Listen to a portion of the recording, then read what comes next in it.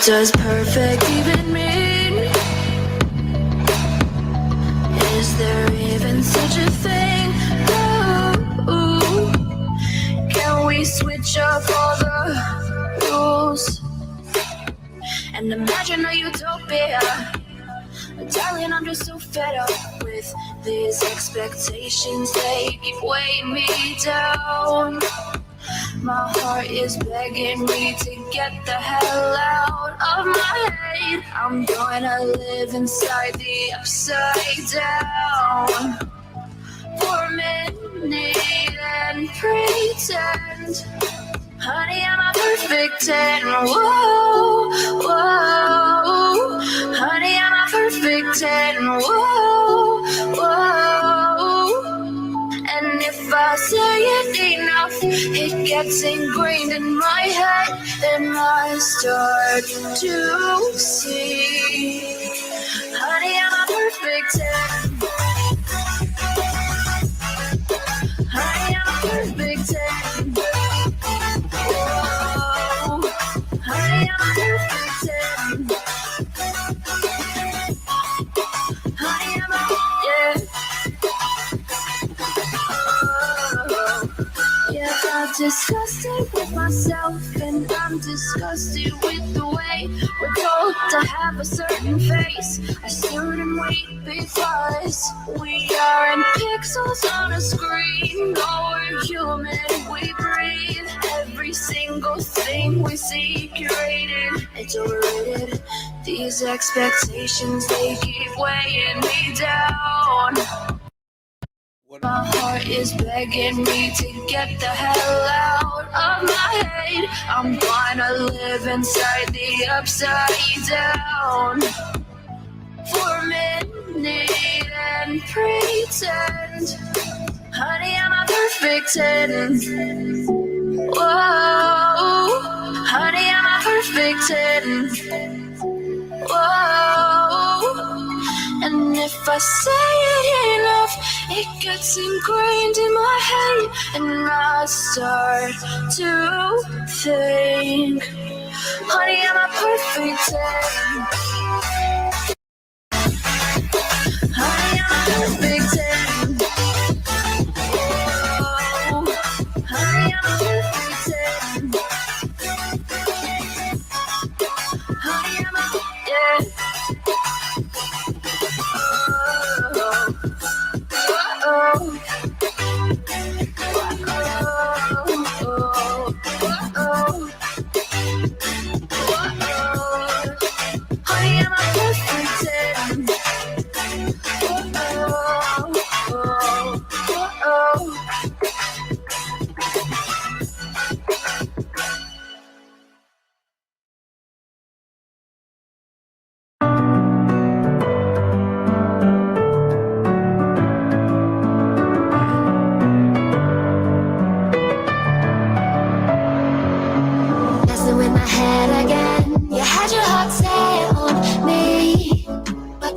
They come and go, and they come so easily. Tell me what it is about you that I can't forget, but you're breaking down my walls again, just to set me free.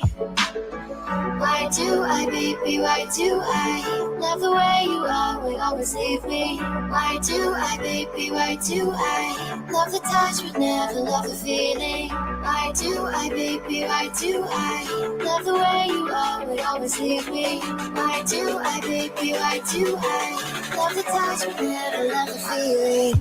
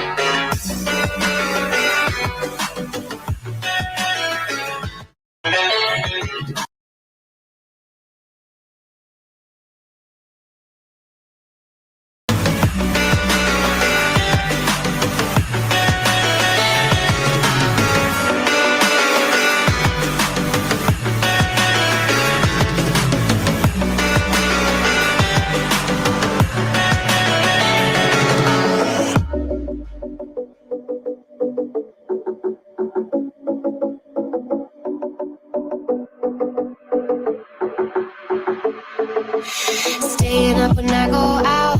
You gotta know I'm all yours. But when I say what's that about, you start slurring your words.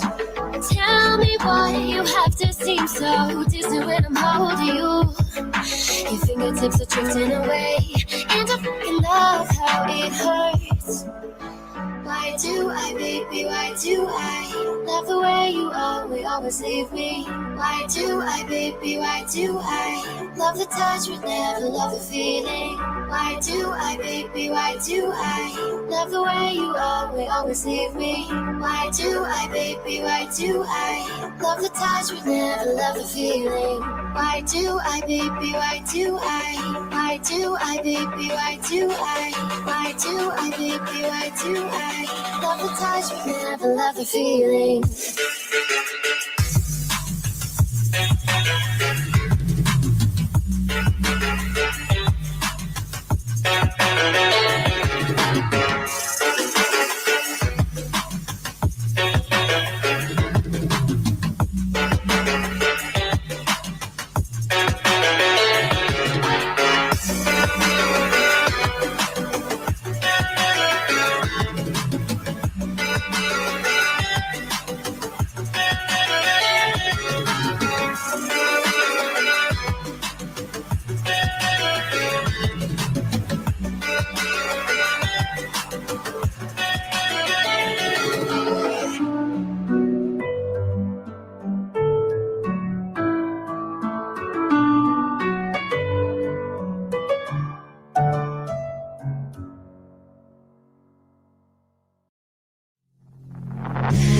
Take me in slow, breathe me in and let me go. Filling the lungs inside you, and the blackened eyes make my way into your mind. Just to know what you knew. Restless every time we start locking eyes. Lost control. Oh, it's paradise with honesty, but I'm in the dead of the night.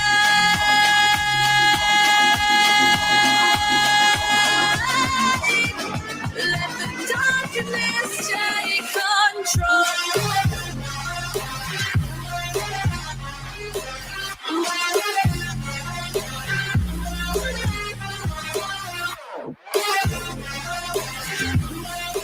All right. I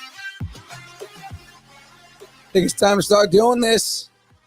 Don't make fun of my voice. It's gone.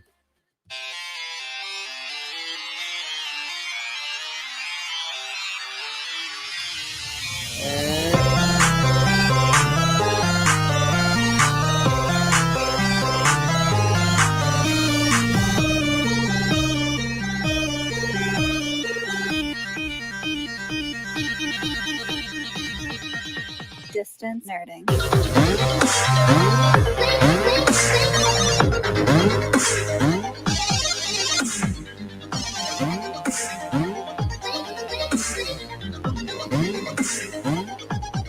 What up, everybody? So most of my voice is gone, if you can't tell. And there's a reason for that we'll get into. Either way, welcome to the Distance Nerding live stream. I'm surprised my voice is as back as it is, but either way, what's cracking, everybody? I gotta get everything started here, and yeah. So first off, I gotta bring back my boy Emmett, because Emmett's been gone for a little while, and I just, I feel bad that I don't give him enough emphasis as he should have, because he's my right hand man. So I'm gonna put him down with our unofficial sponsor, Zoa, right there, and I'm gonna pour some emptiness into his head. But as I'm doing that, ladies and gentlemen, you know her, you love her. She is the Distance Nerding princess. She is the Ghostbuster extraordinaire and lover of all things Loki. Ladies and gentlemen, and of course the one that is she's also the one who is upset that she didn't get to see the Dark Arrow this weekend, which is his best role. Anyways, ladies and gentlemen, it is Phoenix.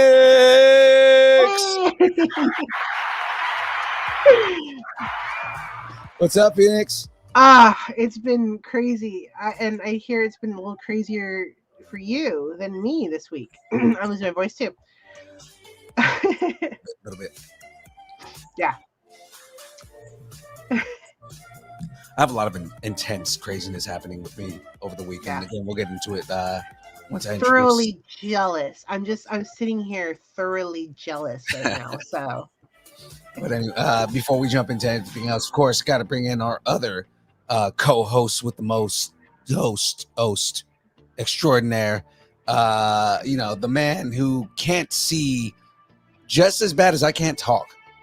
So, without further ado, it is our favorite Wendy Peppercorn lover.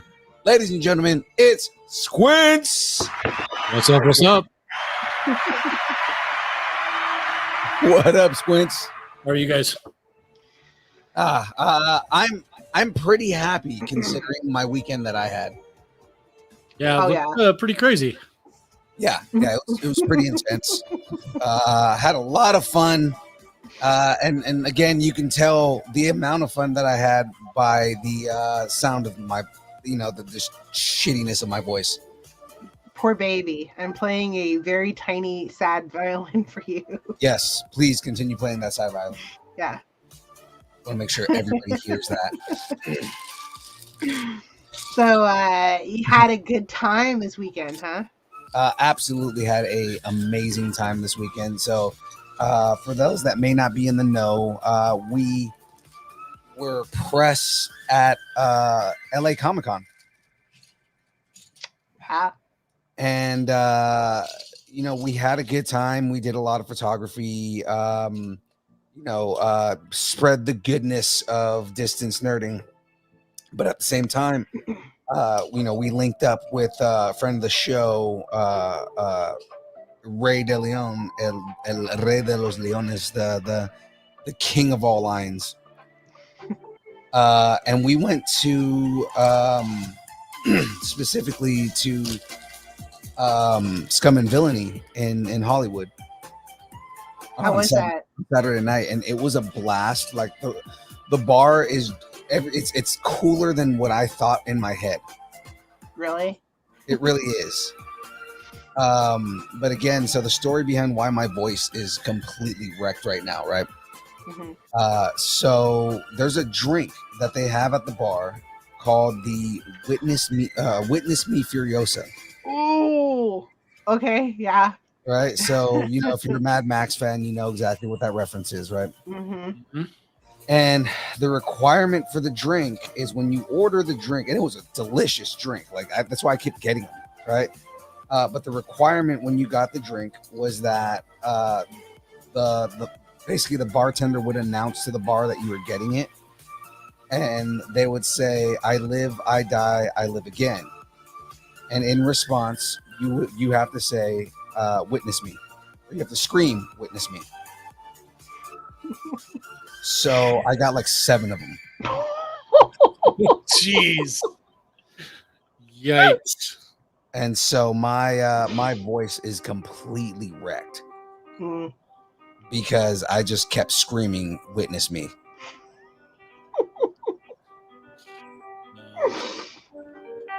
Do I regret it? No, not at all.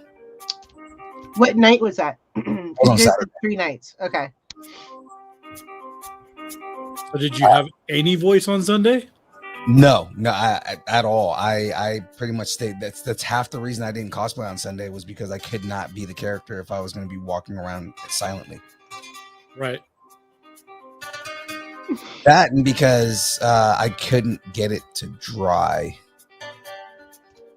Oh, Yeah, so you tried to wash it? No. Oh. There was nowhere to wash it, and it was covered in sweat. So it was just like, yeah, no, this is a lost cause. I'm not gonna.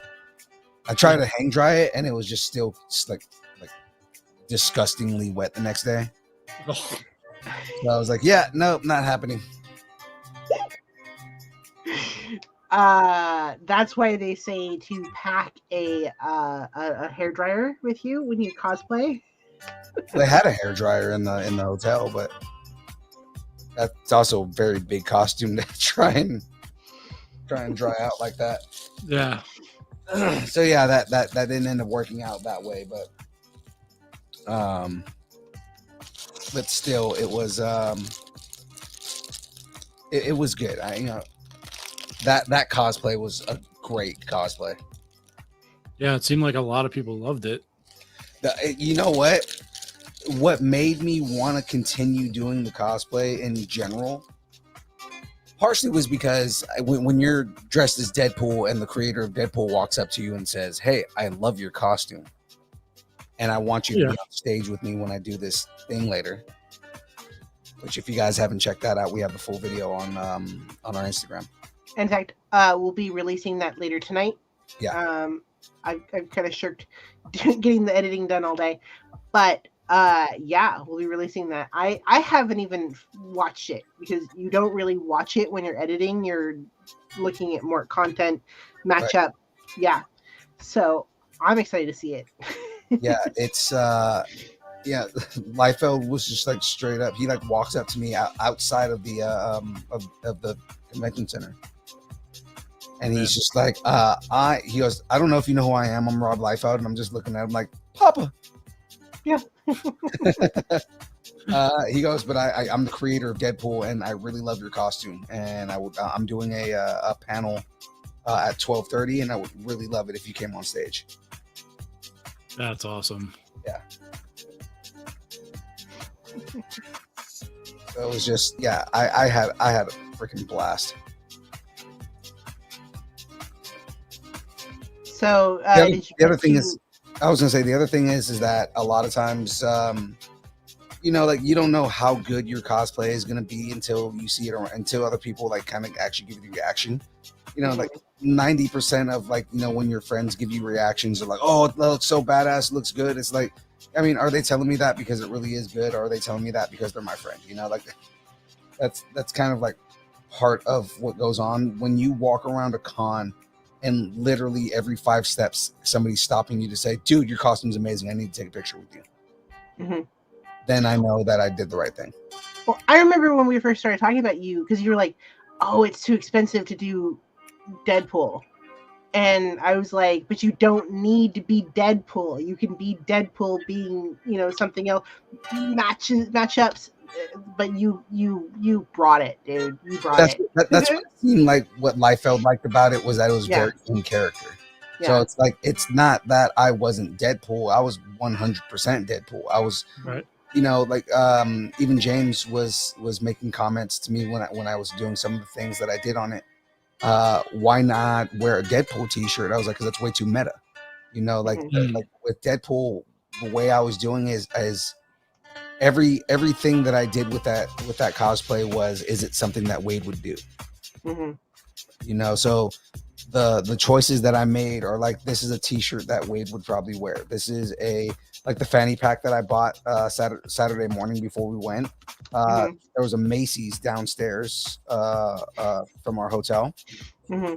So I was like, I need to find a fanny pack, and I'm just like, you know, looking on their website, and it's like, yeah, none of these really fit. These are all like designer fanny packs and stuff. And I'm like, yeah, like I need to find something that'll fit this cosplay. And so I end up just going down to Macy's to see what they have, and they had a clearance section. And in the clearance section is a black and almost like 90s style, like just really loud colors MTV fanny pack. And I was like, what better fanny pack to get? Oh, for sure. Because what was some of the things that we threw around when you were first like putting it together? You were like talking about Hello Kitty. Yeah. Yeah. Oh, and I've already looked at things that like probably no one else saw, but things that I saw that were like, okay, here's an improvement, right? So like I'm already ordering a black Under Armour shirt that has thumb holes in it, so that way it goes under my gloves and you can't see my skin under my glove area right there. Ooh, yeah. Right, because the whole thing is Wade has cancer, and Wade Mhm. wears a suit because he doesn't want people to see his cancer. So it destroys the illusion if I'm showing any skin, even no matter what small amount. Mm-hmm. Right. Again, and every detail in that costume, like even down to the ones that you couldn't see, you know, like and it was my just in case that so like, you know, it's a onesie, so it has a butt flap, right? And it's like for any reason, if the butt flap gets open, I'm wearing Thanos shorts under it. Right? Because again, what meta joke works better than Wade wearing Thanos shorts under, right? Mm-hmm. And again, some of the jokes that I made were very like, you know, comic book versus some things that were on there. So like Wade wearing Thanos shorts is a comic reference because Wade and Thanos are in a love triangle with death. Mm-hmm. So that would just be a troll from Wade, just be like, you know, I mean, these shorts are comfy. Why not? You know. Mm-hmm. But also another thing, and this is if you guys saw the video that James put out of me and Deadpool Fresno, Mm-hmm. where at the end I'm standing there going, "Mercenary for hire, Yeah. Yeah. mercenary for hire. Does anybody need anybody killed?" You know, and it's yeah, again, it's a very meta thing, but like what he didn't catch on video, and I'm sure he might have one somewhere, but I also walked around the con screaming that, Mm-hmm. and at one point, I started saying "mercenary for hire." You know, I'll take any kind of money to kill anybody you need. I'll kill Wolverine for free. You know, and stuff like that, you know. And again, it's a lot of like meta jokes where it's like if you don't understand Deadpool, then you won't understand the joke. But it's like, Right. you know, it's there are a lot of details in that character. Plus, Aaron and James were both saying that there is a level of confidence that I have when I wear that suit that I don't have when I'm regular me, which I know is almost unbelievable that there's another level of confidence Mm-hmm. that I would have. But I mean, I agree because there's like dumb shit that I was doing in that suit that I probably wouldn't do if I wasn't wearing a mask. Right. But if you feel amazing, and I think any cosplayer watching this or would tell you that when you feel amazing in what you're wearing, and you become that character and you feel a part of the narrative. In fact, what's his name from Mythbusters has a kind of a talk about this, where you become part of the narrative and you feel really good, like you just you jump in, you go to a different world. Right, and yeah, I mean that's just kind of what happened. That's what I became at one point. Was I literally became the character. Mm-hmm.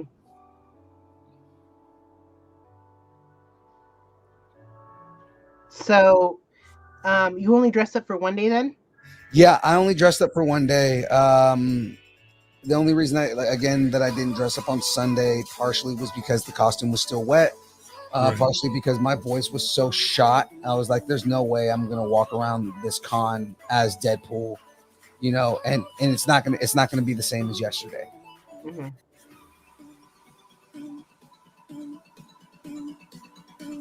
So I definitely didn't want to lose kind of the comedy in the character, you know what I mean? yeah. Right. And by the way, you were mentioning earlier, shout out to the Deadpools. I don't know if they're watching right now, but shout out to Lady Deadpool and Deadpool Fresno, who are friends of the show. You guys are absolutely amazing. I wish that I had been there this weekend to see you guys because it is always a blast. Yeah, the interactions that we had together were just hilarious. Yeah. No, those two are hilarious. I have interviewed them a couple times. So much fun. And the two of them, even just together, are absolutely fun to watch. Yeah. Liefeld told Andrea, who Lady Deadpool, that of all the Lady Deadpools that he's seen, she's his favorite. And Oh, the reason was because her costume is comic accurate, and a lot of times you don't see comic accurate Lady Deadpools. mhm. People try and change up. I'm like getting ready to cough. Thank you. Allergies. The people try and change up the costume, and I never understand that part. I mean, for the most part, a lot of times when people change up the costume, it's because they're putting their own personality behind it. Mhm. Right. You know, in this case, again, when Liefeld looks at your costume and says it's comic accurate and you're my favorite, like that's like the ultimate compliment. Yeah, when the creator of something tells you you're the best they've seen, I mean, I don't feel like you can get a better. Stamp of approval, yeah. Yeah, because I mean that's almost how I felt was, you know, when he walked up to me and told me how much he loved my costume. Mhm. You know, that was like that was the biggest stamp of approval that I could get. You know, like it's like there's no bigger compliment than Liefeld walking up to me and telling me he loved my costume. Mhm. And that he wanted you on a panel with him. Yeah. Not even just to like say, hey, I love what you know, the costume you've put together, but that, hey, I want you to, you know, be involved in something that I'm doing because I think so highly of what you've done. Yeah, it was super cool, man.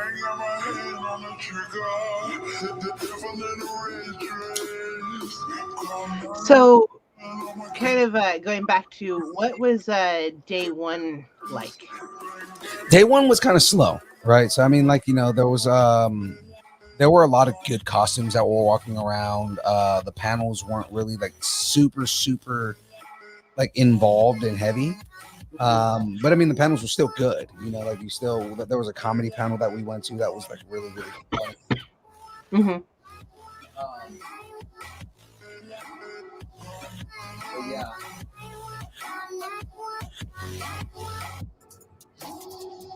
Gosh, if I knew your voice was gone, I would have gotten more of a person to come talk today.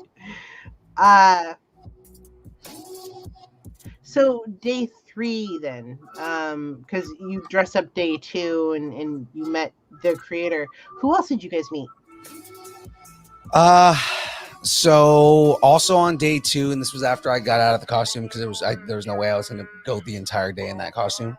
Mm-hmm.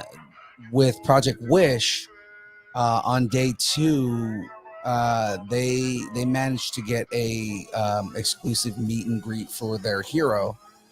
Which for anybody who's there that doesn't know the whole Project Wish Hero program, basically they have a pediatric patient that you know, they want to go to a Comic-Con and they want to be treated like a rock star, or the idea is that they treat them like a rock star.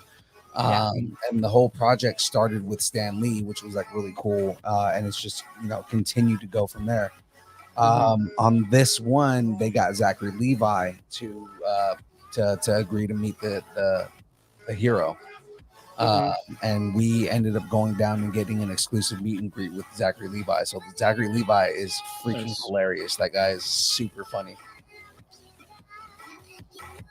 One of my friends used to be an editor actually on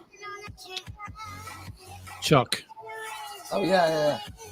So I've actually met Zachary a couple times. Yeah, he's a really cool guy, man. Mm-hmm. But like, as far as like meet and greets, that was really it. And then Ivy Doom Kitty was another one that I met. Ivy Doom Kitty is more a con celebrity. She's more a, you know, she's a cosplay artist that is, you know, famous amongst conventions and whatnot. And we met her, and I can't reveal anything, but let's just say let's keep an eye to the future when it comes to Ivy. Okay.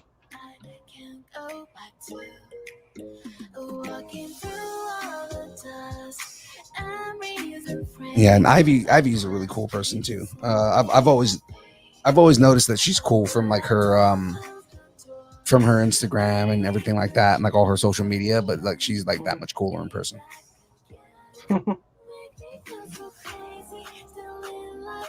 So, other than the Rob Liefeld shout out, what were highlights for you from the weekend? We saw John Leguizamo talk about his comic book on stage. That was pretty cool. Ming-Na Wen and Giancarlo Esposito had a panel, and that was really cool. Oh, did you get to meet her? Because Oh, we didn't get to meet her. Oh, boo. A lot of them, like I didn't get to meet Kevin Conroy as much as I wanted to meet Kevin Conroy. They were just so busy. Yeah. It was like impossible to try and meet them. I came within like literally, breathing down your face distance of Benedict Wong. Oh wow. Ooh. And then we had a very nonchalant conversation with Michael Rosenbaum. Ooh. Cool. This was all in the green room, Mm-hmm. right? And this is like the place where like you're not allowed to like have like you're not allowed to approach the celebrities, right? It's one of those things where like this is where they get to like chill and decompress and whatnot. So you're not allowed to like walk up to the celebrities and like ask for autographs or anything like that. Benedict Wong, he just happened to be in the green room, and I was like standing right next to him, and I realized like, oh shit, that's Benedict Wong, right? But like, it was that right there, and then Michael Rosenbaum was sitting on the floor, just having a snack and watching hockey, and it took me a minute to realize that was Michael Rosenbaum, and I was like, wait, I know his face. Oh snap, it's Lex Luthor, right? And Yeah. and we talked to him for like a minute, and it was really just talking about hockey, and he's like, yeah, I'm from New York, so I try to catch Rangers games all the time and whatnot. Like, he was just cool. Nice. That's just awesome. And they got on the cow, I saw a certain signature. I'm completely jealous. Oh yeah. So John Barrowman signed Star of the Cow, which is Project Wish Upon a Star's kind of like mascot. He signed Star of the Cow with all of his roles. No, the funnier one is where Zach signed it. Because Benedict Wong signed it too, and he signed it like kind of on the side. Zachary Levi is the only person that has signed the udder at this point, and he signed it like near the taint, and it's super funny. Nice. That's funny. That's awesome. That's like such a Zachary Levi thing. Oh, for sure. So they actually got to meet. You guys didn't, but they got to meet John Barrowman. They got to meet John Barrowman, yeah.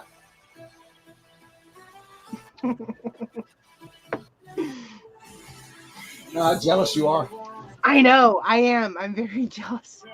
Yeah, I've told you how I've had like these very close calls during my career of actually like being in the same room as him. And it's always a near miss. It's gonna happen one day. It's gonna happen.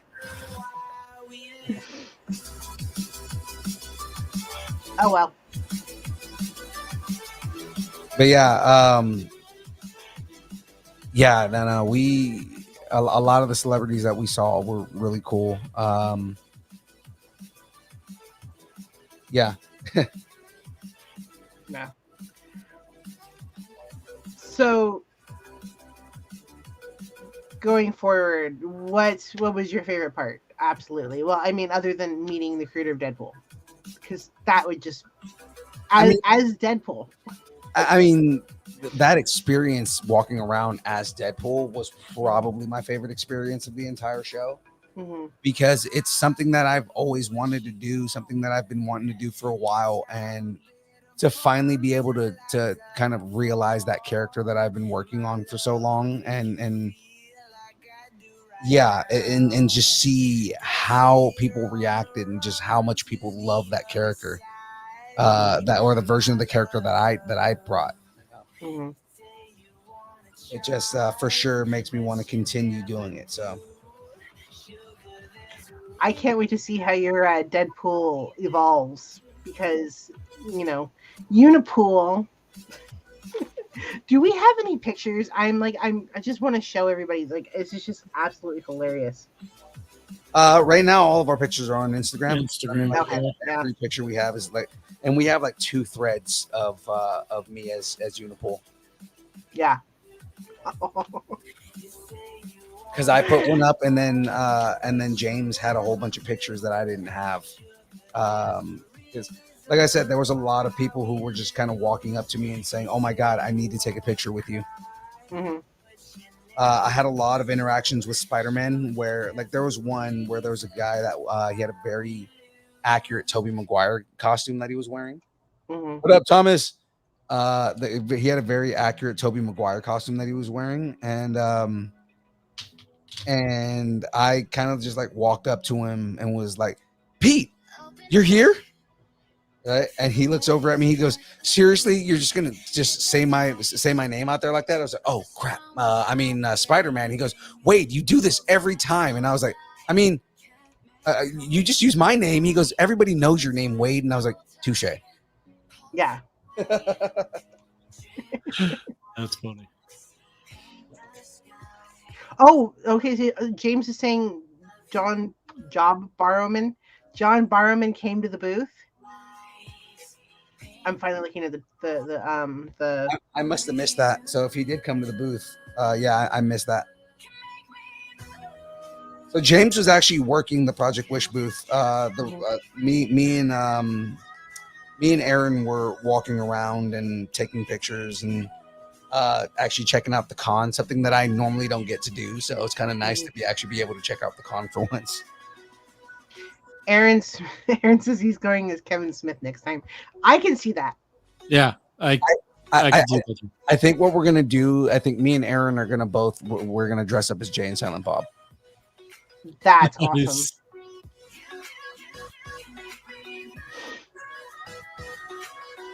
Okay, but I have to ask you: were there any interactions with a Wolverine? We do. So we did interact with the Wolverine. I didn't interact with Wolverine as Deadpool, but there was a Wolverine interaction that we had. We ran into this Wolverine that the dude was ridiculously ripped. Like, he was so hugely ripped. Mm-hmm. And he was Wolverine. And he was like super cool too. Mm-hmm. So did your Deadpool say anything to him, or were you not Deadpool at the time? I was not Deadpool at that point. Oh, it would have been great to see him as like when I was Deadpool, but I didn't see him until way later on. Yeah. So other than Scum and Villainy, did you guys see anything else good in LA?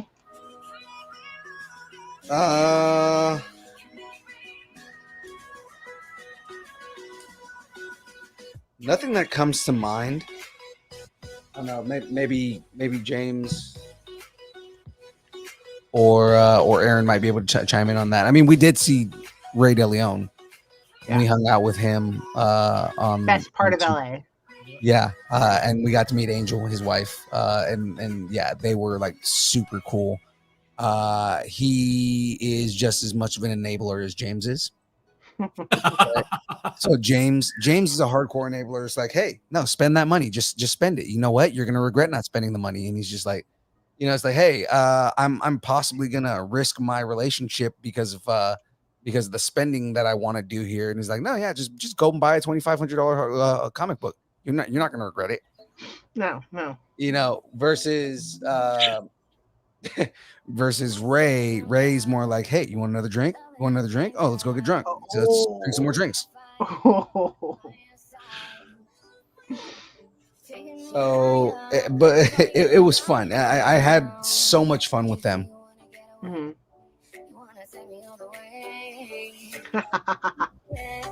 Yeah, I'm definitely going next time. Like I said, we had a blast. I will fly in next time. Yeah. You and me, we're just gonna figure out a way to go. Yep. I mean, you know, you guys are regretting not going, and that's, you know. Well, I couldn't. I had to work. Yeah. Phil had white face. Yeah, what was the white face thing? So when we did the Witness Me Furiosas, Mm-hmm. the other thing they do is when you say "Witness Me," they had a aerosol can of vanilla silver, Mm-hmm. right? So it's like cooking silver, like so you can put on like cupcakes and stuff, Oh yeah. right? But they spray your face with it. Oh no. Oh no. Yeah, it's great. So, do they have any good food there? Or did you guys eat there? I hope you ate there. No. We actually had really good pizza in Hollywood, but I mean, like we didn't go get tacos like we wanted to. Mm-hmm. It was mostly just because we were just kind of running around all day. Most places were closed by the time we actually had a chance to go get food. I was gonna say you didn't get tacos in LA. I'm going to take away your distance learning card. It wasn't because we didn't want to get tacos. It was mostly because most of the taco places were closed. Mm. By the time we were like done with the con and changing and getting ready to go anywhere. So did you guys like show up at like first thing in the morning and then leave? Close down the con. Pretty much, yeah. Damn. Okay. Cheesy tots at the and I'm guessing at the bar. Oh yeah, they had. So we did get cheesy tots at the Scum and Villainy that were amazing. James says he got tacos and you were asleep. That's possible. Yeah, that sounds like James. Yeah. Yeah, he goes and gets all the good stuff while we're sleeping. In fact, we need to figure out how we're gonna get him into a cosplay next time. Right? Yeah. James, it's your time. It's your turn to be getting the cosplay next time. Yeah. Like a Mexican wrestler or something. I think he could totally pull it off. That's funny.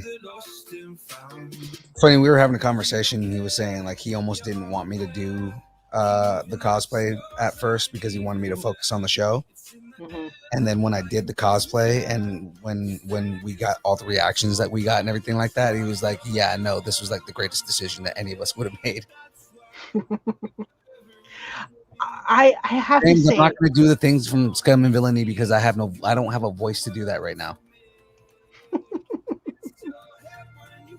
I have to say, there are moments where I encourage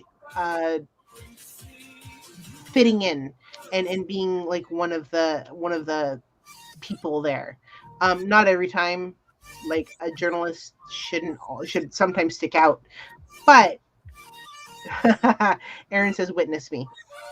But I think with the cosplay, it is the exact opposite. To be part of the narrative is probably better and fit in with the locals, to say. Right. And the thing is that, our particular organization is like, we're not just journalists that cover nerdy stuff, Mm-hmm. for the most part, we're like makeshift journalists. It's kind of like we're the kind of guys that like lucked into journalism. Mm-hmm. But for the most part, we're nerds and we're just trying to be amongst our people. I mean, matter of fact, I don't know if James recorded it and forgot to get it, but like there was one thing he wanted me to do was to walk into the con and just look around and have the character be in shock, and I just started turning around with my hands up and was like, my people, and like people just started turning around. Yeah, James, you should go to a con as Nacho Libre. Yeah, there you go. Sometimes a man. There goes his voice. It's gone now.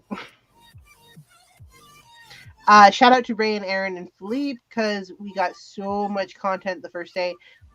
It was easy to let Philippe cosplay and not feel like we doing what we were asked to do. Yeah. That video is in the Google Drive now. Yeah, I will definitely get to that. In fact, before I go to sleep, I'll edit that. That should probably take like 10 minutes. I was telling him it would take hours to render, but then I was like, well, I'll just borrow the the account from my friend, and I'll just edit for a few minutes.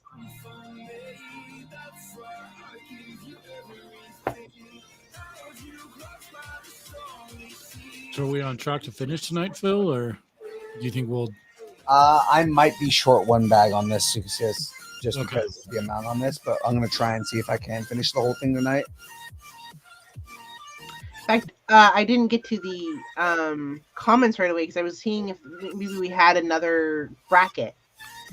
You guys have been so busy, we haven't discussed a new bracket yet because we finished last one, didn't we? No, Yeah. we're still doing the best movies. Best movies. La la la.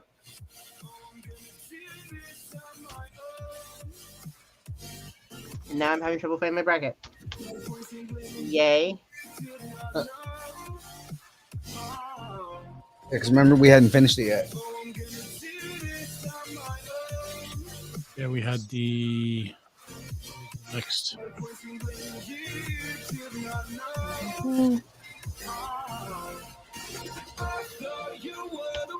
For me, that's why I give you everything. Held you close by the stormy seas. Oh, you meant the world to me. I'm just a little review something in the meantime. What y'all been watching? Ooh, yeah. I know we also review on our Wednesday show. But what do you think of where Hawkeye's going? I think they're going to be introducing a lot of those Netflix characters. Yeah. Mm-hmm. Yeah. It seems like it's going that route. Mm-hmm.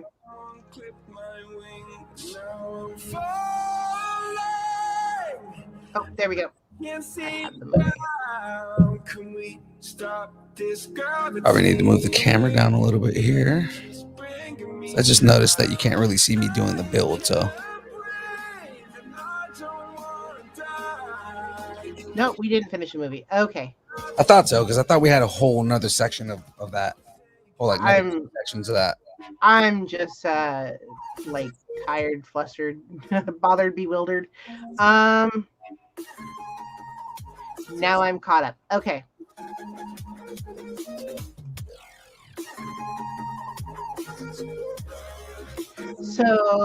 So this bracket is Pulp Fiction, Gremlins, E.T., Raging Bull, Braveheart, Fargo, Scarface, Silence of the Lambs, Rocky, Gangs of New York, Eternal Sunshine of the Spotless Mind, Gravity, Boogie Nights, A Few Good Men, Lord of the Rings, and Gone Girl. Yeah. Okay, so the first one we're going to is Pulp Fiction and Gremlins.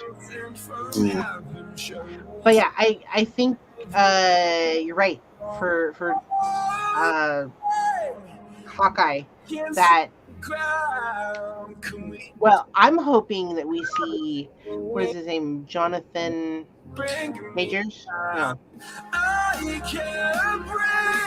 Whoever Kang is. That's what I was gonna say. Or yeah. I think it is Jonathan Majors. Major. So you think they're gonna bring him in? I'm hoping they do. So like I know that they're definitely going to bring Nat's sister in. She's going to be hot on his tail soon. Yeah. Thomas Wong, the options were Pulp Fiction and Gremlins.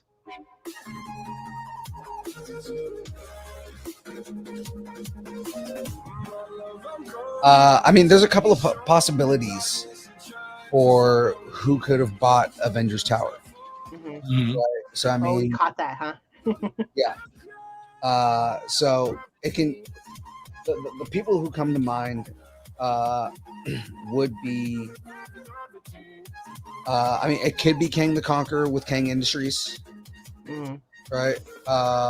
Which would like kind of fall in line with the entire like kind of more overarching storyline.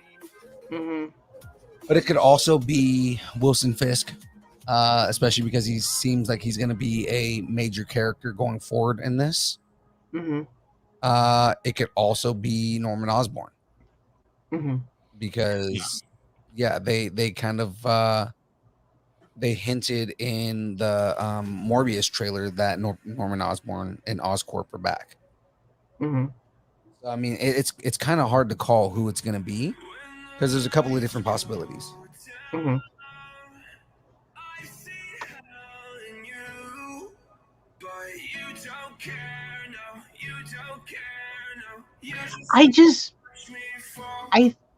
I thought that it might be Kang because it would go along with the storyline.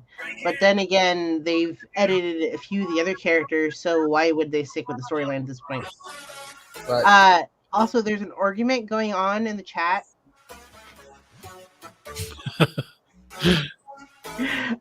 James Navarro says, "Turn the music down. My old ears are hurting." And Tyler Yancey says, "If it's too loud, you're too old." I mean, Tyler's not wrong. Yeah.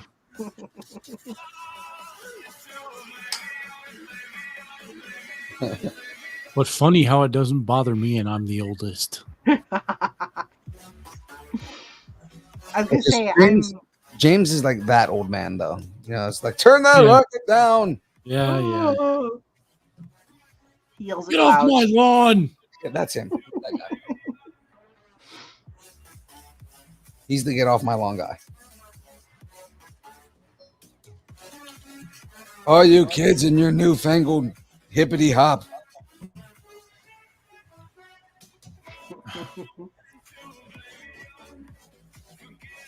Back in my day, we didn't listen to hippity hop. Oh, I was just looking at. Maybe you're right. There could be Kingpin. Yeah. And then there's been, especially the fact that they just announced that like he confirmed, Kevin Feige confirmed that Daredevil was coming back. He didn't say he's coming back in Spider-Man. He didn't say he's coming back in this, but he confirmed that Daredevil is coming back. Mm-hmm. And then I just saw something pop up in my feed where he mentioned the entire Netflix universe. So I got to go back and read that because I'm not sure what he said about it. Mm-hmm. Thomas Wong, in your case, it's get off the Sergeant Major's lawn.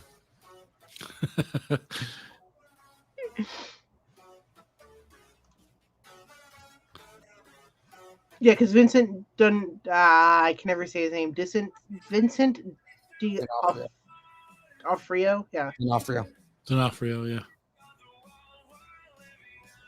Is going to play Kingpin, which wouldn't that put kind of two bad guys? Have they confirmed that he's playing Kingpin though?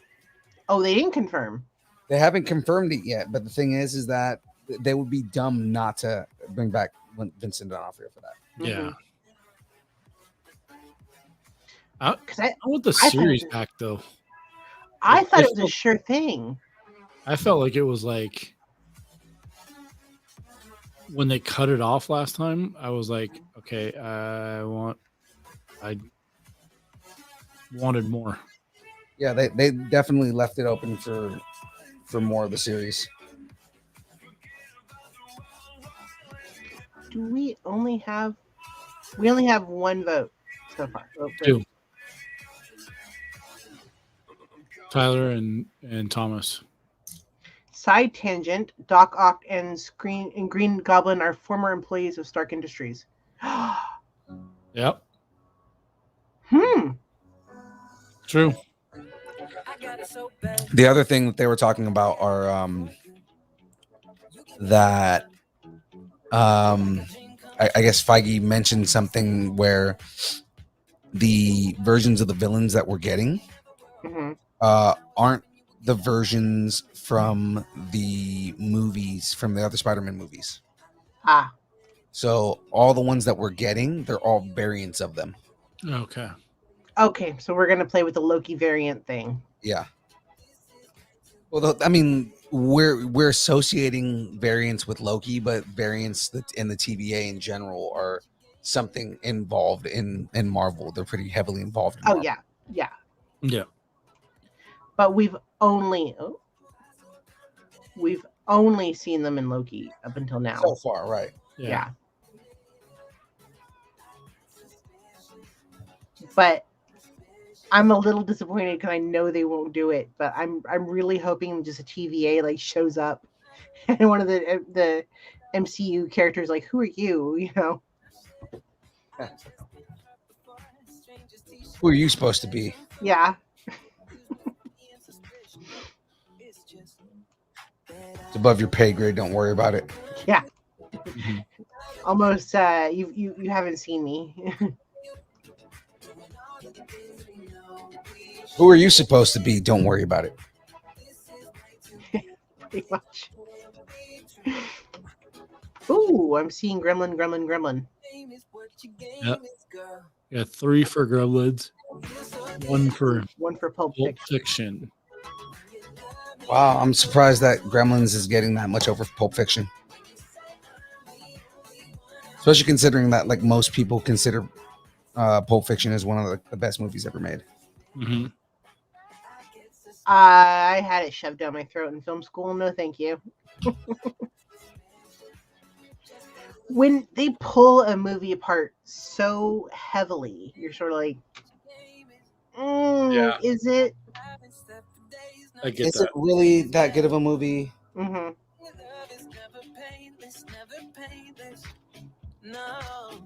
Excuse me for being suspicious.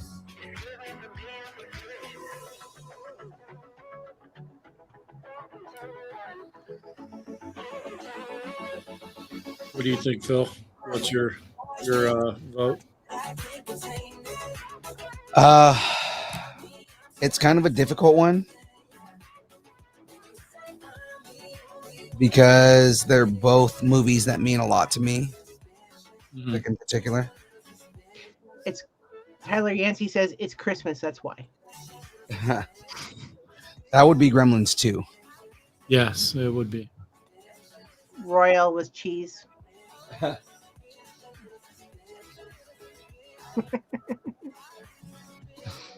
You know what they have in France? They have a Big Mac, but it's not called a Big Mac. It's called a Royale with cheese. Cheese.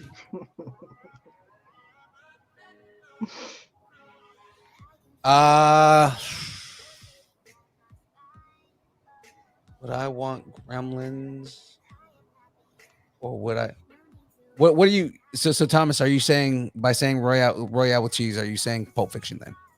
Yeah, he had already voted Pulp Fiction before. Say Pulp Fiction. Yeah. Just trying to think, like outweigh the two because they're both good movies, and it's one of those ones where it's difficult because it's kind of like Pulp Fiction again.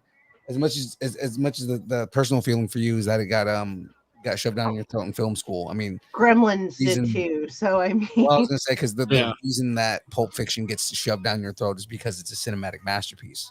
oh yeah, that dance scene. Hmm. Gosh, yeah.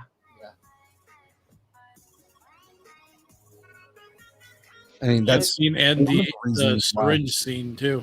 oh yeah. It's Actually- one of the reasons why Quentin Tarantino is considered such a great filmmaker. Yeah. You know what they use instead of ketchup? Mayonnaise. So 2 for Pulp, 3 for Gremlins. I mean, Gremlins got ripped apart too.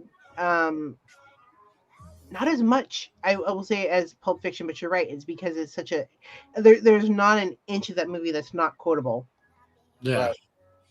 especially because of Mr. Purple Lightsaber himself. Oh yeah, it's the movie that put him on the map too. Mhm. Yep. In fact, we probably wouldn't have. Gosh, I'm running blanks today. I'm already fried. Today is long. We wouldn't have him. We wouldn't have probably the rest of his roles if we didn't have Pulp Fiction. True. No snakes on a plane. Tired of these motherfucking snakes. on this motherfucking plane. Oh wow, you really are losing your voice. Oh, my voice is gone. No if, ands, doubts, buts, whatever. My voice is gone.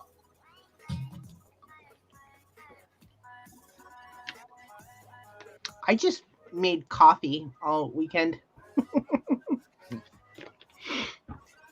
You guys see this? It's got a roof on it now. Nice. Oh wow. Wait, is it gonna stay colorful like that, or No, so like the side, all the instruments on the top are going to go on here. It's actually got like a moving mechanism right here. oh cool.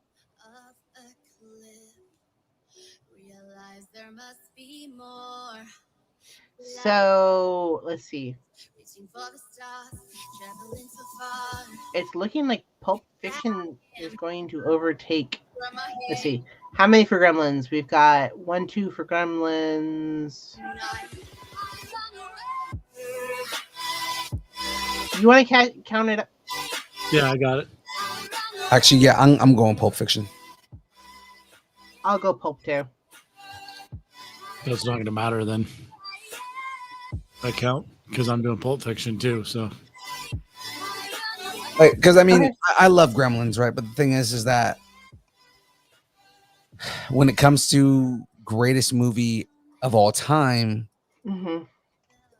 I definitely move more towards Pulp Fiction just because of the gravitas and kind of like its place in pop culture history. Oh yeah.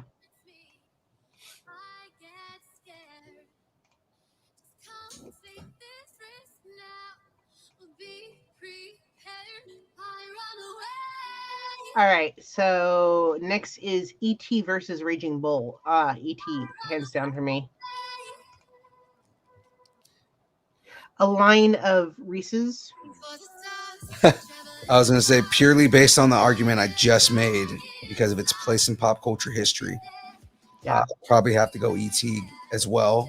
I think Raging Bull is another one of those movies, though. That is just a beautiful cinematic masterpiece. Mm-hmm.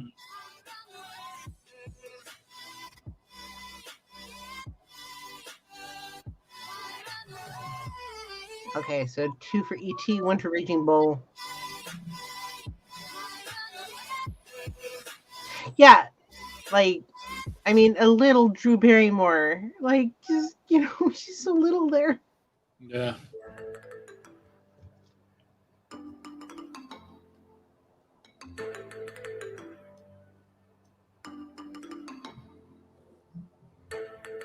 Yeah, I'm still looking through a lot of the rumors and leaks and stuff about going back to what we were originally talking about with the who's in Stark Tower.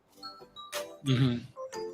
It's either K. Well, there is someone saying that they could mix it and say that Kingpin is a variant of King. It's a rumor. Which if they do that, I'm not going to be happy. Yeah, I don't think Mm-hmm. I wouldn't like that.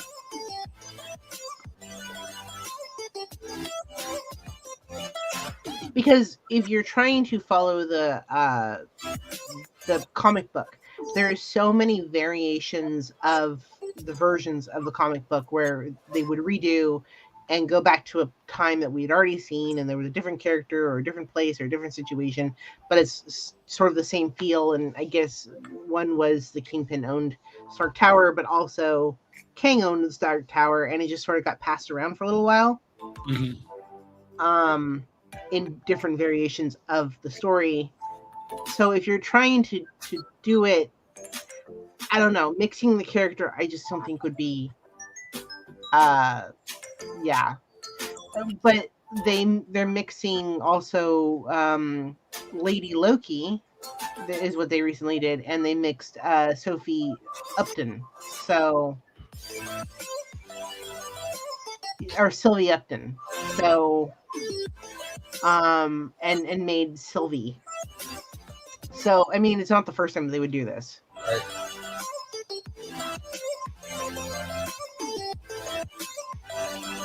In fact, Before I got here, I was just and that's why I'm kind of like low-key theater right now. I went and picked up Loki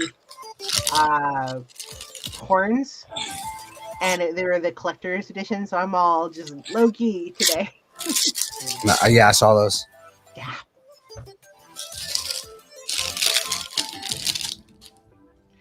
Okay, so we have 2 for ET, 2 for Raging Bull. Come on, guys. Oh, I see. I was looking over. I was like, okay, let me see. I figured Tyler was gonna vote for Raging Bull, and I'm surprised he voted for ET. ET phone home. I gotta go ET. Yeah. Raging Bull is also good. Not as iconically popular.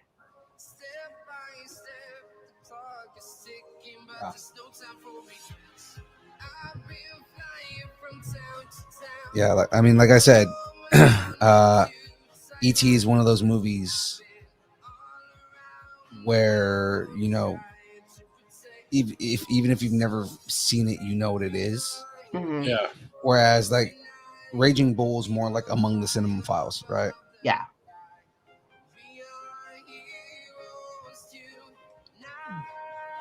Well, I mean, if you have a basket or you have a someone on a bike going across the moon, you know exactly what that is. Right. Even if you've never seen the movie, yeah.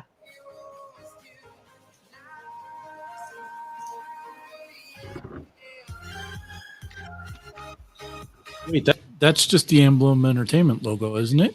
Yeah, Mhm. I know, right? That's all that is. It's just the Yeah. entertainment logo. It's not from a movie. No. So 3 for ET. And then are we going ET? Yeah, I'm going easy. What about you, Squints? Yeah. All right, let's go ET. ET is phoning home. Oh boy. We're gonna go into Bottle because the next one is Braveheart versus Fargo. Is that your Scottish accent?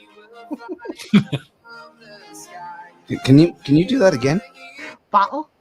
On the bottle. We're going into battle.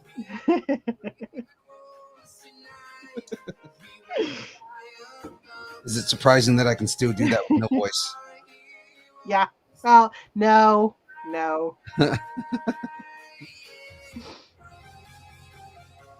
Just how many accents are you good at? Very many. Way bit good.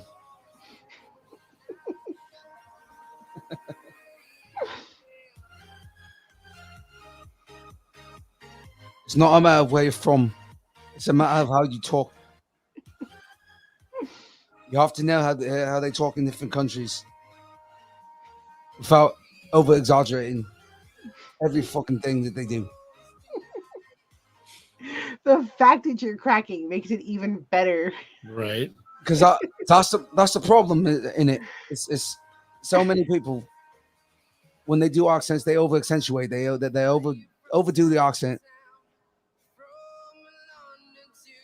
So it's softening. And you get a hello governor rather than boy, what are you doing, huh? Egypt, yeah. It's Okay, like, Gino wants you to speak Gaelic, Phoenix. Is that what he's saying? Yeah. you speak Gaelic? I do. Oh, that's dope. The hello is Kadima Tatu.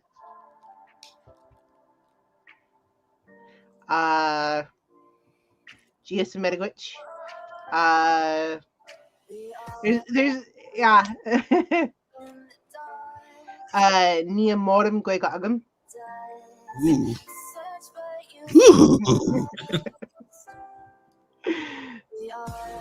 Yeah, it's it's actually coming back. It just got very almost extinct, and they started teaching it in schools again. Oh wow. Yeah. Cool. Yeah, because it was banned after they lost the war with Britain. And yeah, it was banned for a really, really long time if you spoke Gaelic. Because there's two different versions of Gaelic. There's Gaeilge and Gaelic. One's more Scottish and one's more Irish. Okay. I speak the Irish one. Gosh, Gaeilge though is gorgeous. But yeah, if you spoke either one or showed your colors or showed any form of after Culloden, which is they got slaughtered basically. If you showed your colors or spoke the language or showed any kind of cultural anything, you could be shot on sight. And it didn't really change. They just kind of kept it that way, and it just became sort of a thing of oppression. And slowly, people stopped teaching their children Gaelic. But my grandfather's Irish, and my mother made it an attempt to learn and teach me when I was little. So yeah, it's kind of a nice little thing to kind of feel close to your ancestors, even though there's not a whole lot of actual speakers. Right. So you actually have experience fighting the fairies. I do, yeah.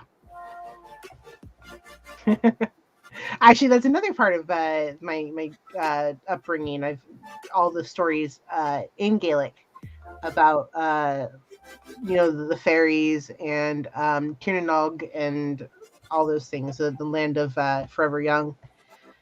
In fact, I think I posted one not too long ago of the there's a story that a character is taken to the land of forever young, and he's because there was a woman on a horse and she was very beautiful, and she said, "Come with me," and he did, and like a few days in Tiernanog is 300 years on here in the mortal world, and so his family were all dead and gone by the time he came back, because he wanted to see his brothers and his father, and they were dead, and they're just they were mortal. Right. And she said, you can't get off the horse if you go back to see your family. And he lost his footing and he falls off the horse and dies, but not before telling the stories of the fairies. So I mean, I've always loved that stuff. I was raised heavily Irish with all the fixings and the stories and the songs. And That's cool. That's really cool.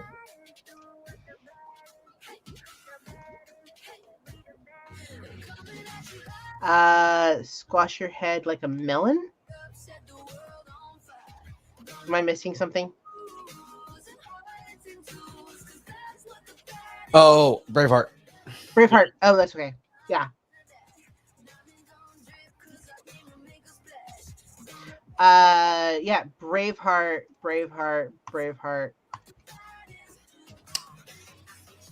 That's what I get for not paying attention. What were we voting on? Braveheart versus what? Braveheart versus Fargo. Margo. Oh yeah, Braveheart.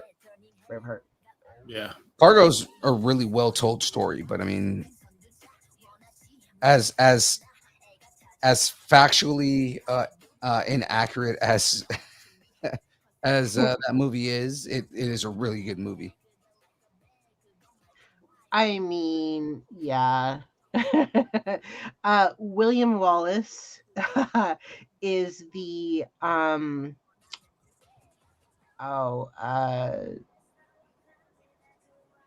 Rise of a Ranger. I can't remember his name right now. I'm completely lost for words today. What's all the stories about him? He was on. He was 10 feet tall. Yes. No. He was a tall dude though. He really was super tall though. Yeah. Well, I mean, yeah. I had a grandmother who apparently that was really popular. I had a grandmother who was like 6 feet tall. Like, I don't know what that's about. I highly This doubt. man can't be William Wallace. I'm prettier than this man. Oh, that's really good.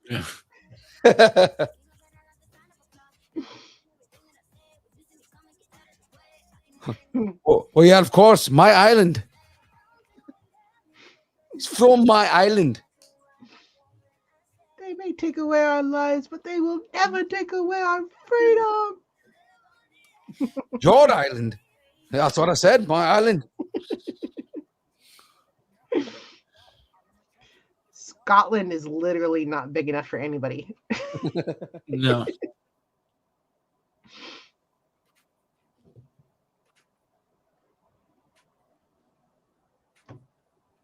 You know what's funny is that speech at the end is so famous. And it's so factually inaccurate. Yeah. They said he didn't scream out freedom. He didn't have enough strength to do something like that. No. He was like so ridiculously tortured. There's no way he would have been able to say anything. No.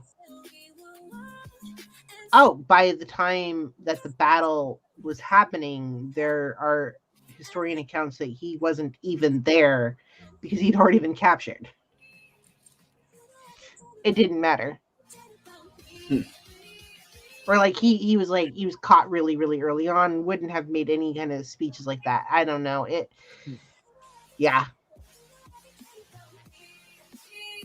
Fun fact, something that probably did happen in that battle though.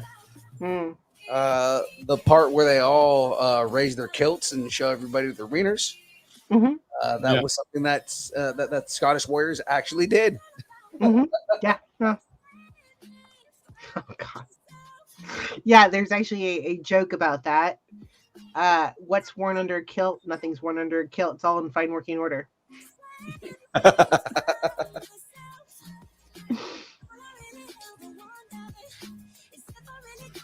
Or kilt. That's what happened to the last person who called it a skirt. Yes.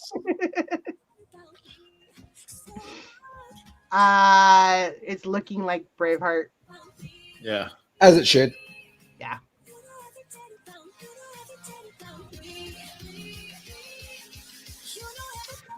Let's see. Scarface and Silence of the Lambs. Hello, Clary. Oh, that's a hard one.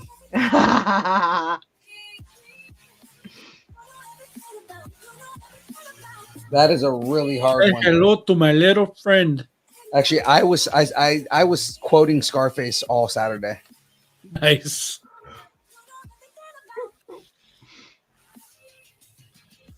And I'm sure you do it in a perfect accent too.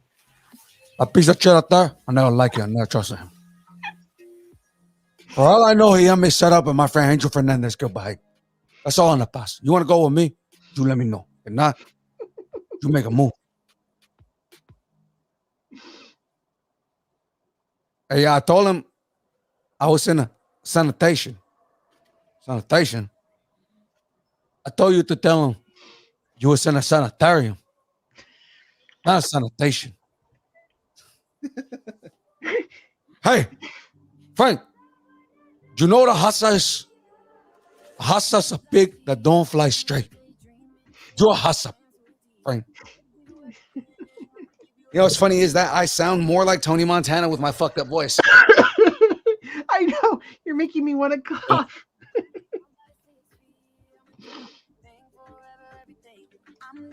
Thomas Wong is laughing. It's like, hey, when you lose your voice, you sound like Tony Montana. Mm-hmm. That's what we should do. We should get you to scream again, like a lot, and then get you to do like a voice matching for Tony Montana. No, but that's the thing is I can do Tony Montana without my voice being fucked up. Really? Yeah. The whole soundtrack of Scarface is an actual radio station on GTA 3. It is. I'm sure. So,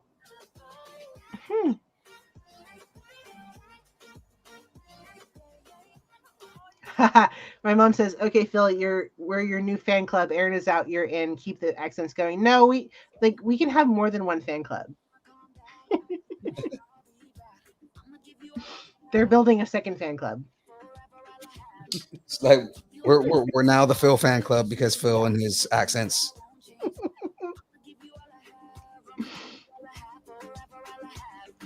Like the people listening have no idea. This is just a taste of what we go through when we're doing a podcast with him. Yes. Oh yeah, I like, the amount of accents that I do and the amount of voices that I do. It's just it's nonstop. I'm actually surprised Scarface is taking it. Yep. I'm not surprised. Again, I like Fargo, but Scarface is just that much better of a movie. Silence of the it's Lambs. Silence of the Sorry, Lambs. Silence of the Lambs. Silence of the Lambs. That is a little surprising. I would assume at least one person would have voted for Silence of the Lambs. As good of a movie as that is. I would have voted for it. I mean, yeah.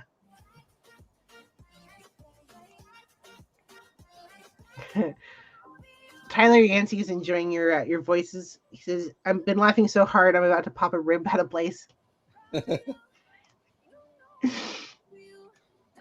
Next one is Rocky and Gangs of New York. Rocky. Ooh. I mean, my natural inclination is to go Rocky. Mm-hmm. But God, do I love Gangs in New York.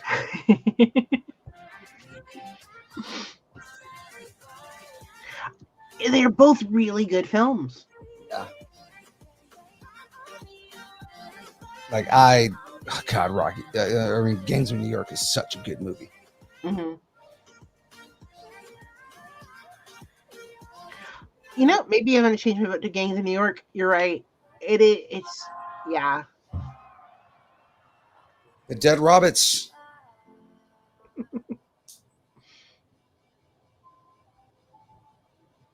Who's in that movie? Let me see. You know who's in that movie? Hmm. Freaking Alistair Moody. Ooh, He plays the sheriff. that's right. You know who else is in that movie? Leo. John C. Reilly. Ooh. Yeah. It's one of John C. Reilly's like more serious roles before he got into comedy. Yep. Daniel Day-Lewis, Cameron Diaz, Daniel Day-Lewis has one of the most compelling characters in that entire movie. Liam Neeson's in it. Yeah, he played. Well, he's got a short role though. Like Liam Neeson plays his dad. Yeah.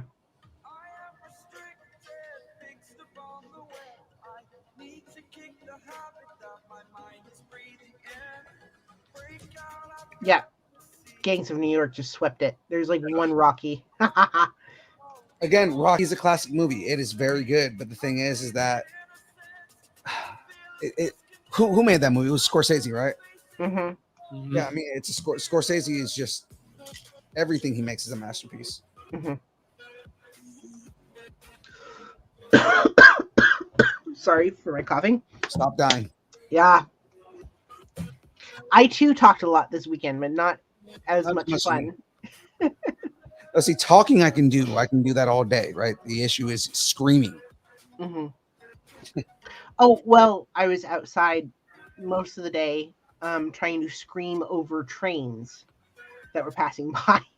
Yeah, but mine was more of like screaming at the top of my lungs because give me more alcohol. Yeah. I was giving people. So I mean, To wash. yeah. Yeah. Let's see. So next one we have Eternal Sunshine of the Spotless Mind and Gravity. I've seen Eternal Sunshine of the Spotless Mind once, and I barely remember it.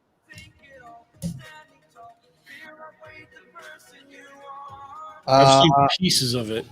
Eternal Sunshine is definitely one of those movies that is on the top of a lot of people's lists for like, Mm-hmm. great movies. Mm-hmm. Gravity was really well done though. a lot of science involved in that movie that like most people wouldn't have paid attention to. Mm-hmm. Oh, Gravity was that one where she was talking to George Clooney the whole time. Right. Mm-hmm. So I was like, I know I've seen that one.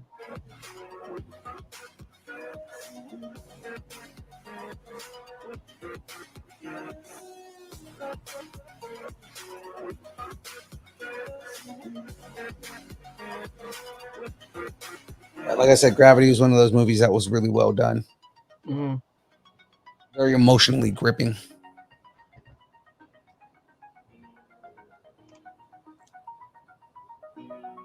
Imagine being in that situation. You're in a very helpless situation, Mm-hmm. and you're an astronaut, and you lose somebody, and you have to like talk them out of their like just inevitable death. Mm-hmm. Gravity or Eternal Sunshine of the Spotless Mind. Uh, But the twist ending of Gravity, I think, kind of takes it for me. Mm-hmm.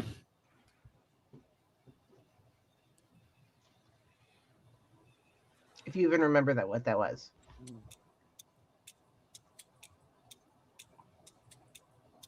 I don't know. Can I ruin it? It's been a really long time. if people haven't watched this movie by now, yeah. You're not gonna watch it.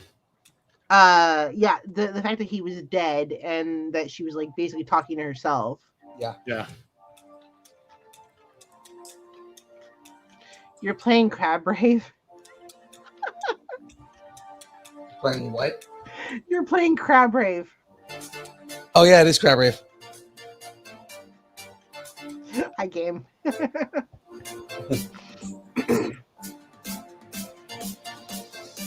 Yeah, this is on Beat Saber. This is a good song no matter what.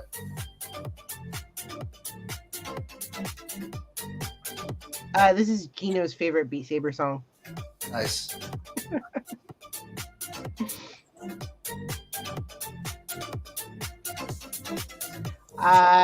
It's looking like Gravity. Gravity, yeah.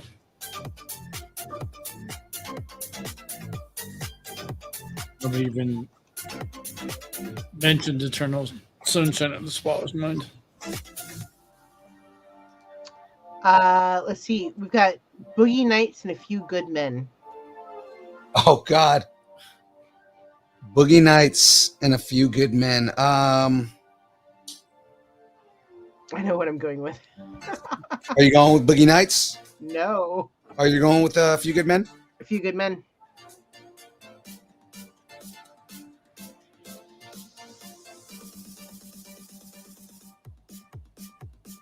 You're going with You Can Handle the Truth. Truth. Yeah.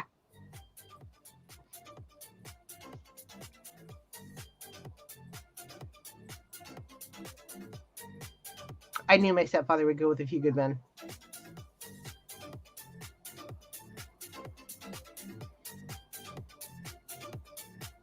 Anytime he has a chance, we go heavy on the military movies. A few, yeah. You're not going with the movie about Dirk Diggler? No.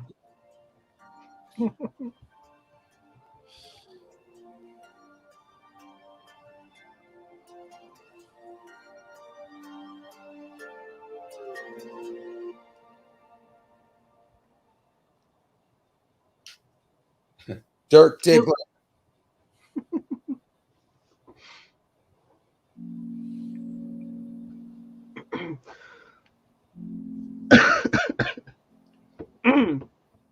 That movie is basically a porno. Which one? Boogie Nights. Basically, yeah. Yeah.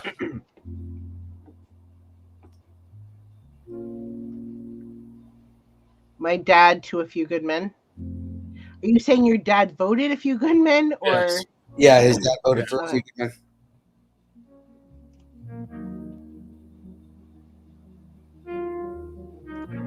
Gino says, when Crab Raver's on, this be my jam.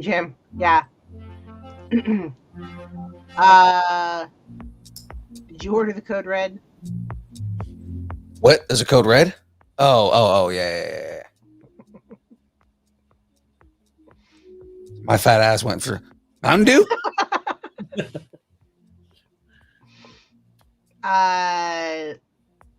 It's a few good men. Yep.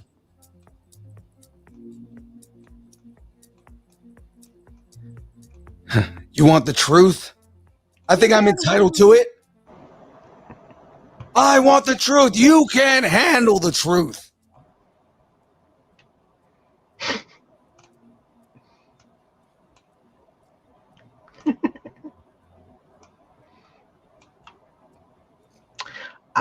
Last one is a little odd. Lord of the Rings and Gone Girl. Ah, Have you even seen Gone Girl? yes. Very underrated. Very much a better movie than it got its rap for.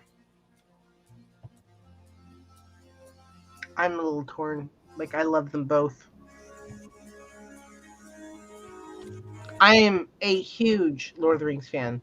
I was going to say Lord of the Rings is also a gold standard, though. Mm-hmm. It's one of those movies where it's like a standard when it comes to movies. Yeah. In fact, for years, I wore an RON necklace. I'm a huge Lord of the Rings fan. Just huge. Still can't get a chance to watch it. In fact, also, I have a pet whose name comes out of Lord of the Rings. Named after the ring.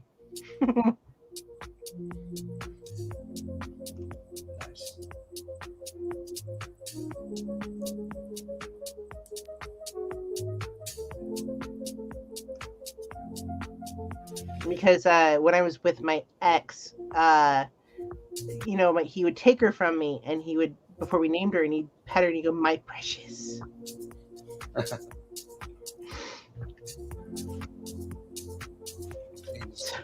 So she ended up precious. My precious. In that creepy voice, yeah. Tricks and Nemesis! Smeagol. Smeagol.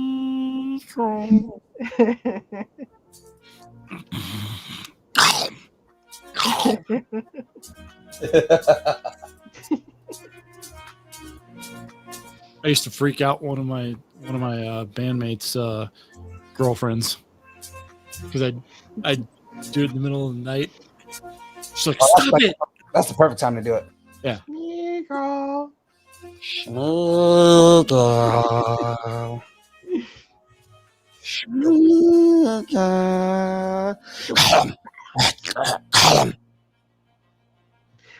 Tyler wants to know if you're giving him anything tonight.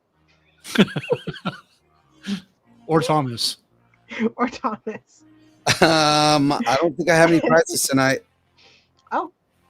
Yeah, we gave them all away already. I do have another prize, but that's I'm saving that for the next build. Ooh. Like, I don't even see Gone Girl mentioned. It's Lord of the Rings. Yeah. Okay. We're going to get down to the nitty gritty. Next up is Pulp Fiction versus E.T. Pulp Fiction versus E.T.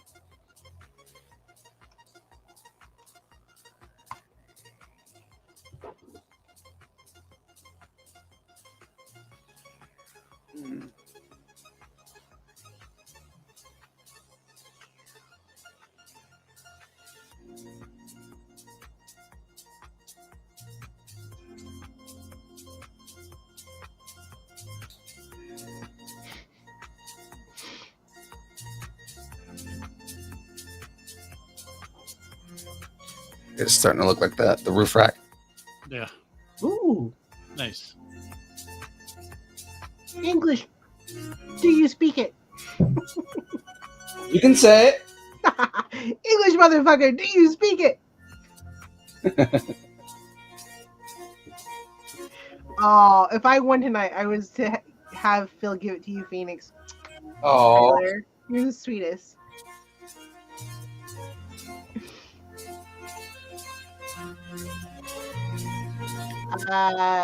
Apparently those aren't comparable.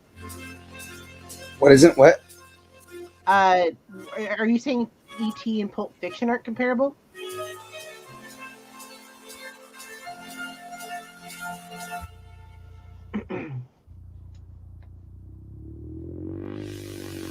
I get teased a lot because I do edit myself.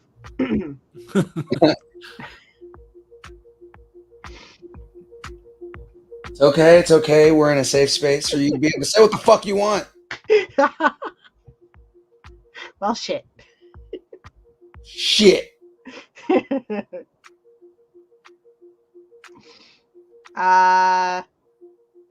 Okay, we've got E.T. Yeah. Yeah. I think I just love that movie because of the Reese's Pieces. Like they have like a line of Reese's Pieces. Mm-hmm. Ooh, piece of candy. Yeah, I'd follow him. Seasons come and go like thoughts of you. Ooh, piece of candy. Like a wave returns to the sea into the blue. Where did James go anyway? He was commenting, Yeah. and now I have a theory that mini gremlins took him. I mean, And sick. Yeah, they both do have children that they have to attend to. hence the mini gremlins. Exactly. Very cute gremlins. Did the King of Blood finally overtake him? They both of them at some point in the trip got calls from their kids. James goes, "Yup," and they want to be fed after midnight.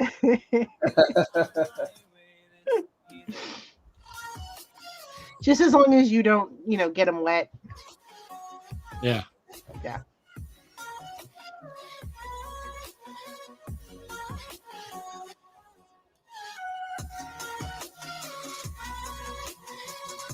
All I see is E.T.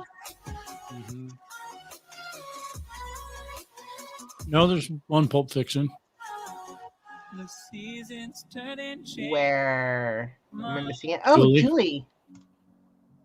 Like the sun gives into the moon. Oh, 2 Pulp Fiction. So, but there's Oh, 1, 2, Time continues. 3, 4. Yeah. It slowly Too late. They're multiplying. Yeah, I hear that. I recall. You came into my life just like another season. Don't do it, says Tyler. Just like another. Everybody knows you don't feed mogwais after midnight.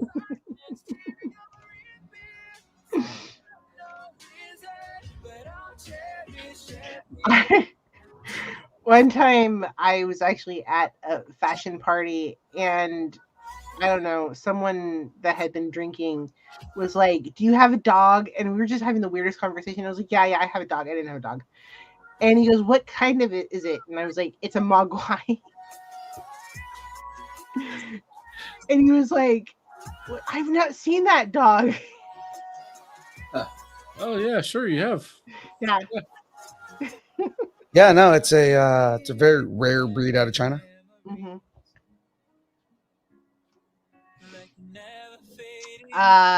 Let's see. We've got Braveheart versus Scarface. Ooh, Braveheart versus Scarface. I lean Tony Montana. Yeah, same here. I gotta. I always have to side with the kilts. We're gonna go Braveheart.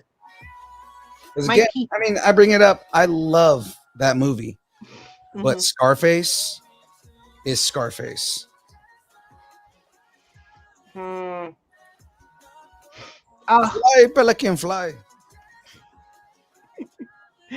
the betrayal, Gino. The betrayal. My own husband.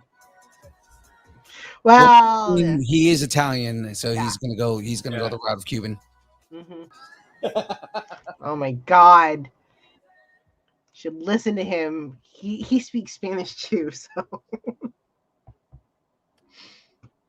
when he gets going, no stopping him.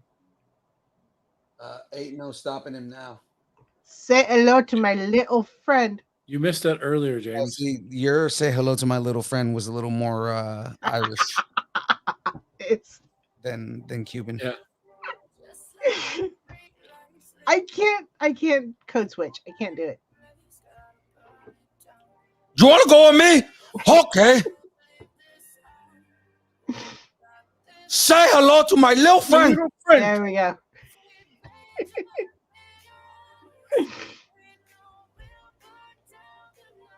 The leprechaun. Leprechaun Scarface.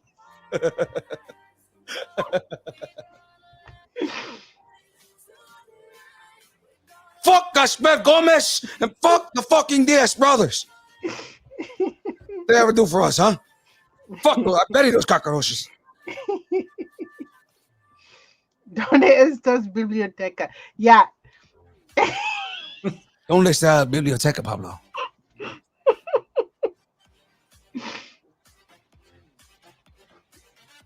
There's just simmering about swords and sharp objects versus guns. Something Yeah. not simmering. Yeah, swords and kilts and sharp objects. Yeah. Swords and kilts and sharp objects. Yeah. Men running around in kilts. I mean, I mean, if that turns you on. yeah. Which If that's your thing, you know, by all means. which is funny because there's a very good chance that, like, you know, it's probably a cousin. But Wait, you said it's probably a cousin? it's probably a cousin. God. I mean, Ireland's tiny. Is Scotland the Alabama of Europe? It is. It Oh, pretty much okay. is, yeah. A lot of, like, you know, like cousin fucking. Mm.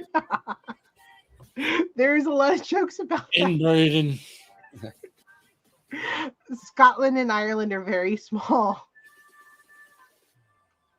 There were men running around in kilts in this con. See, James is trying to make me jealous now. There was a dude that was running around the kilt. Oh, really? Yeah. I'm pretty sure he was an exhibitor. At the mystery box booth? No, you didn't tell me about the mystery box booth. I got 2 mystery boxes. Ooh, what? We're gonna open one on stream at some point. Sweet. Not the mystery box under the kilts, though. No, There's no mystery there. Let's see. nothing is left to the imagination. Yeah, it looks like there's only 2 for Braveheart. Oh, no, wait, 3 for Braveheart. 1, 2, 3 for Scarface. And I know you're gonna go Scarface. Yep. Then we have 1, 2, pretty much 3 for Braveheart. Phil, you're gonna go Scarface, right? More than likely, yeah. Squint. And Scarface. Ah, all right.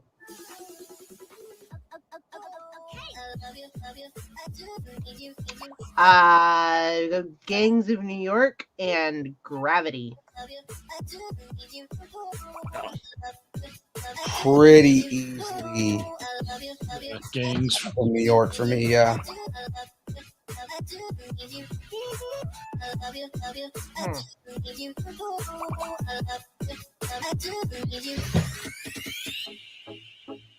Yeah, Gangs. Leo really loves those movies about the Irish and the Italians, doesn't he? Because he plays them very well. Mm-hmm.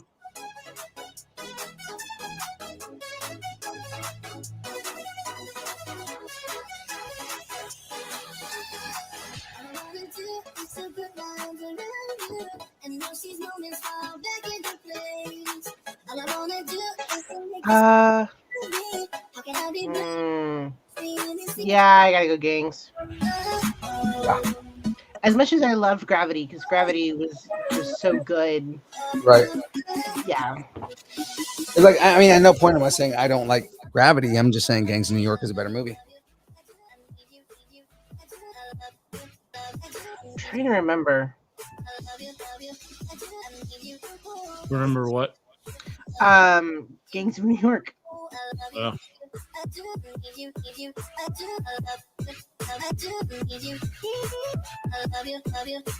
That's where Leonardo DiCaprio plays a Irishman. Oh, the worst Irish accent ever. Yeah, yes. yeah. But it was a good movie.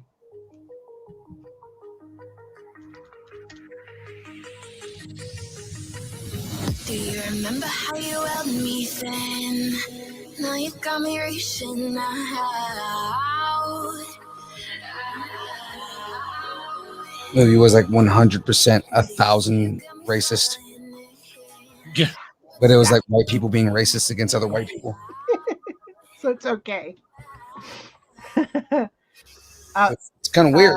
It's like, how do you feel about that? Like, just white people being racist against other white people. The music does go up and down, though. It's the mix. It's not something that I haven't. Yeah.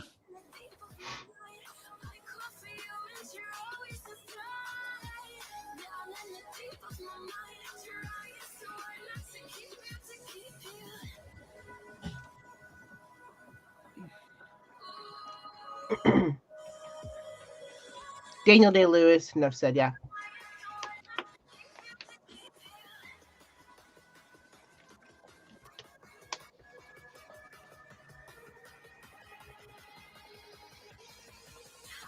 Let's see. Yeah, Gangs. Next one is A Few Good Men versus Lord of the Rings.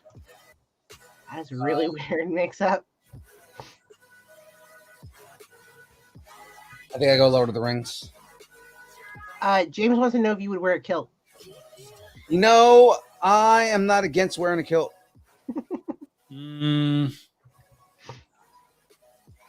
But in that case, would that be considered cultural appropriation? Would white people be mad that the Spanish kid is wearing this stuff? No. Because actually, if you go back like 1,000 years, the Spanish invaded Ireland. So, I mean, there's that little. Yeah, but Spanish people hate us too because I'm not. Not completely. Yeah. I'm not Spanish enough for them. We were having this conversation at the con, talking about like just how much Spanish people hate us because we're mixed Indian blood. Yeah. I never thought about it. Spanish people don't like Central Americans. Went to Conquer for the corned beef to make corned beef tacos. Yeah. Oh, corned beef tacos. I need one now. I don't know if I should be disgusted by that. They're so good. They're taco. Corned beef taco.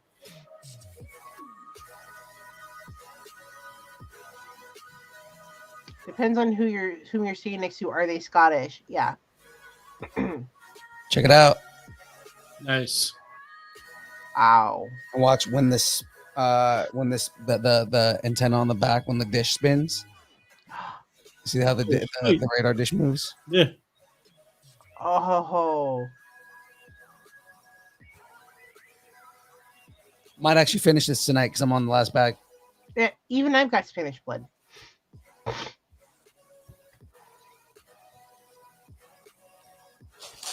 Nice kitty. Yeah. What time is it right now? It is 7:42. Oh, it's 7:42. Mm-hmm. Dang, I've already gone. Okay, because this is the last bag. Do you guys just want to just run a little bit late? Just throw it through, yeah. Let's do it, just so that way I can start a new build next week. So Lord of the Rings, Lord of the Rings, Lord of the Rings, Lord of the Rings. Yeah, we were saying no giveaway. Yeah, apparently I'm Ashkenazi, which is a kind of mix of Jews and Spaniards. Mm-hmm. Ashkenazi Jew. Yeah, Ashkenazi Jew. Mm-hmm. Just like Basque is like a cross between French and Spanish. Mm-hmm.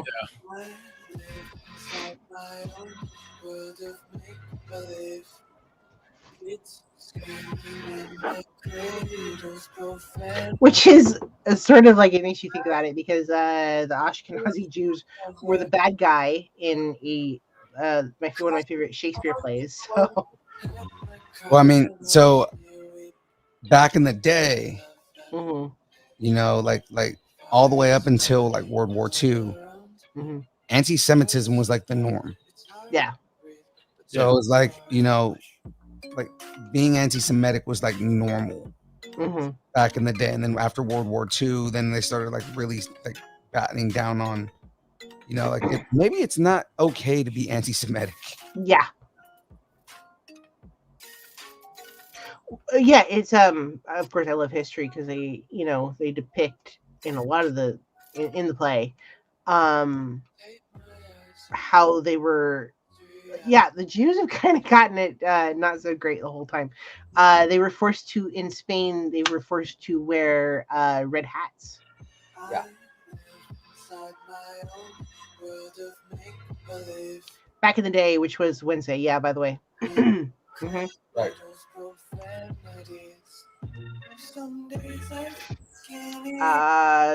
It's looking like Lord of the Rings. Poor few good men. You can always use a few good men. Depends on what you mean by that. I said what I said, and I'll leave it there. Ladies and gentlemen, yes, she is married.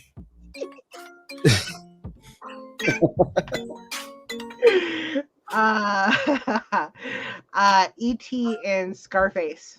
And for those of you who are wondering, yes, her husband is in the chat. He is. He knows what I'm like.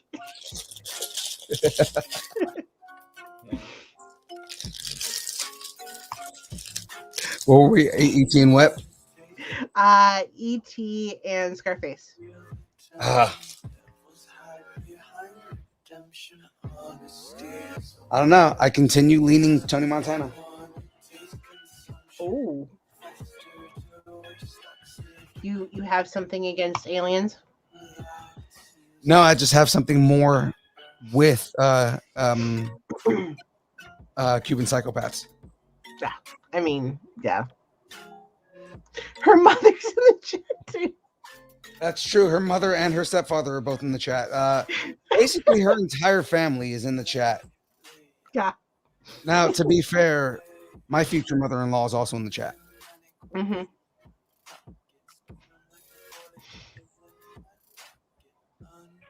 Oh.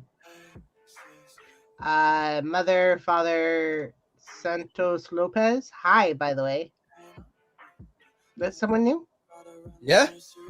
Mhm. Hi. Welcome to our... Yeah, I saw earlier you said something. You're supposed to call that stuff out, Phoenix. That's your job. You had the one job. Sorry. I was looking at it and said, I was like, who is that? Welcome to our really crazy show, by the way. Absolutely. Obviously, you don't mind it so much since you've stuck with us this whole time. Yeah, I know, right? Like within 5 minutes of landing in this in this stream, people realize whether they like it or not, and it's like, oh, these guys are weird. We're leaving. Oh, these guys are weird. We're staying. Mm-hmm. You're weird. I It's either like you. It's either like they're weird like me, I like it, or these people are weird. Why am I here?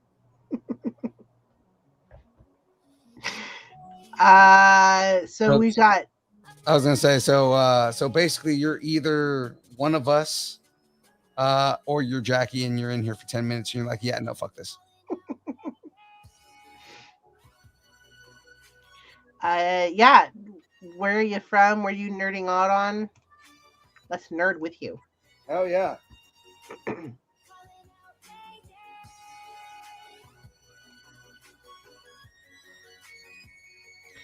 Or after 5 minutes, I still don't know what I'm watching. There's that. Yeah. The good thing is it's very clear that I'm building Lego, so it's like, Yeah.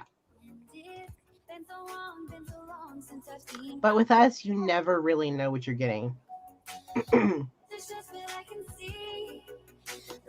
when the errands show up, that's a whole level of oh yeah, wow. that's usually the Wednesday show. Mm-hmm.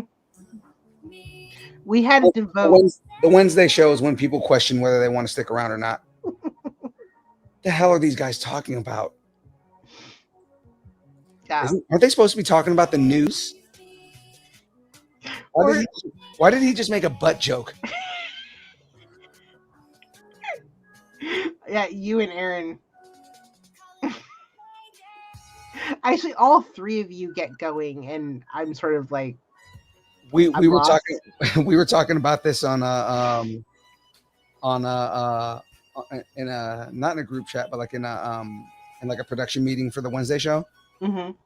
And James was talking about like, you know, I have to debate with myself whether I should just continue on and bait you guys or, you know, just kind of like be the adult in the room and clean things up. And I was like, yeah, 90% of the time you just say, forget it and just do the same thing. He goes, yeah, pretty much. Santos Lopez, someone mentioned your stream on my convention page. I think I nerd out on Wasteland. Oh, sweet. Yeah, we like to hear what you're nerding out on because we try to include that in the stream and the shows. So do you actually do like do you do Wasteland? Like, do you dress up and do that type of cosplay and actually go and do? Because like Wasteland is almost like a LARP, but not at the same time. It's hard to explain what it is. I've seen people doing Wasteland, and it's super interesting. I actually have a friend that does Wasteland. Now I'm Googling this. Wasteland is basically like Mad Max cosplay. Oh, yeah. But like they go out in the desert and they actually like live fucking Mad Max. It's so cool. So they have Death Thunderdomes and pretty much, you know, and that's kind of like where the LARPing comes in because it's like you're obviously not going to have like actual death fights. Oh, but wow. It's a trip because people like drive around and like they have like their Wasteland vehicles. And one of my friends is like, she's a sniper. So she like, you know, like walks around with like big ass, like makeshift sniper rifle. It's pretty cool. Yes, I go to Wasteland weekend all 5 days, 5-year vet. Nice, man.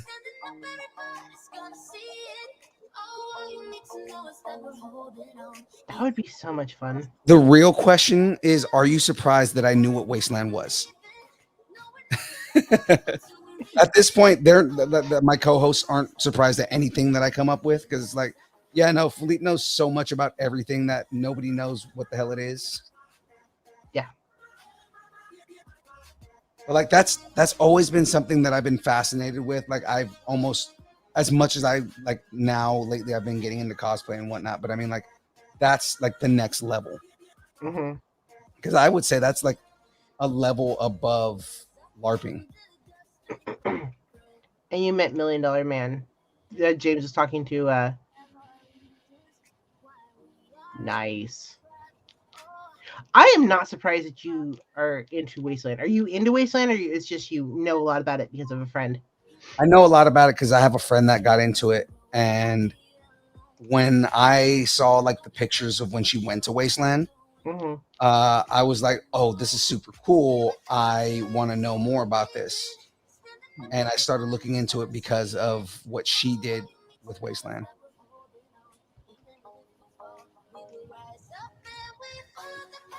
Yes, glad at least someone knows about it. Next up, Neotropolis, a cyberpunk event, 4 days. Yeah. Ooh. That's the thing, is that like a lot of people think that LARPing is just like medieval stuff. And it's like when you see a lot of these live action role plays and kind of like what they do, it's every aspect of like just different.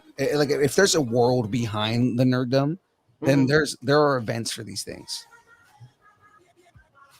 Oh, did you find us on Everything Cosplay? Because he just said that he we may need you to report on this for us. Looks so cool. Yeah. Did you find us on Everything Cosplay? Because yeah, Lady Deadpool. That's one of her Facebook groups, and yeah, I freaking love her. She is just so much fun.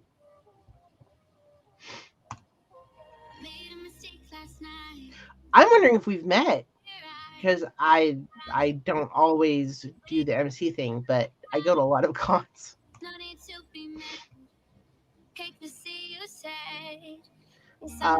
Okay, so the last one is Gangs of New York versus Lord of the Rings. Did we already vote on this?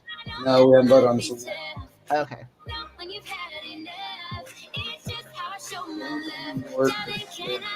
Hmm.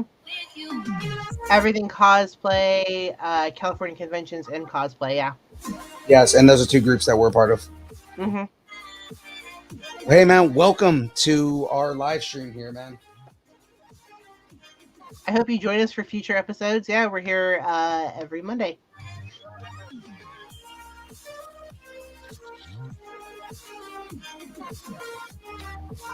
Yeah, so Gangs of New York versus Lord of the Rings. Gangs of New York again. Yeah, same. Squints, you're so quiet over there. Gangs of New York versus Lord of the Rings. I don't know. I think I actually lean Lord of the Rings on this one. Oh, CC&C is his group.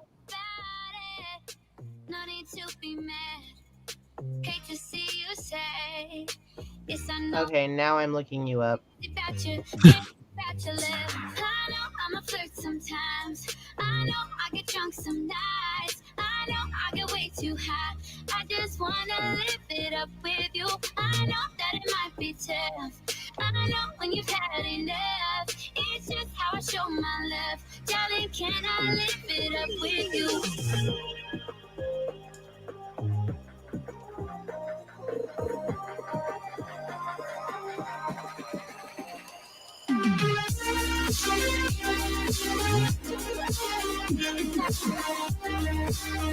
Okay. Hey Santos, are you based in Northern California or Southern California? NorCal. He's NorCal? Okay. Well, because I know a lot of those groups are based out of Southern California. So that's why I asked.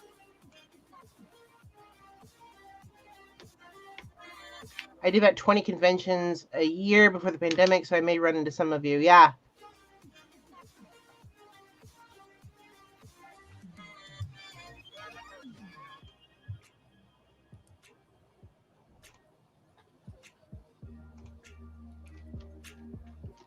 Yeah, James is not wrong. Like he's now I'm getting a private message that the music is loud.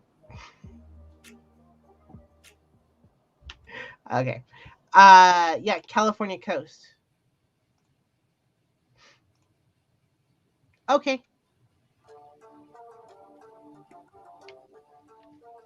So you're closer to us.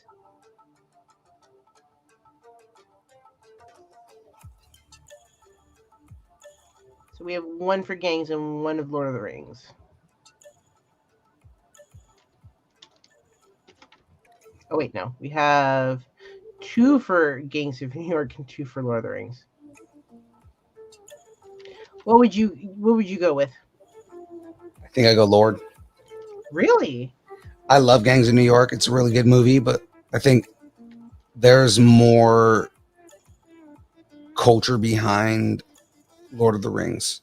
Hmm. I just think it's a bigger phenomenon.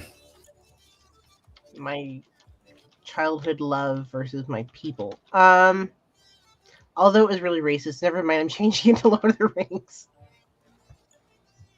The worst. What do you think, Squints?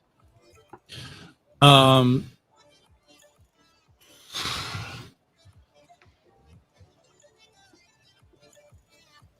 I don't know. I mean, I'm torn.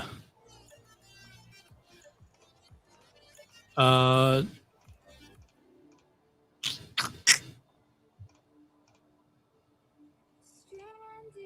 I think I'm gonna go Gangs. Okay. So Okay.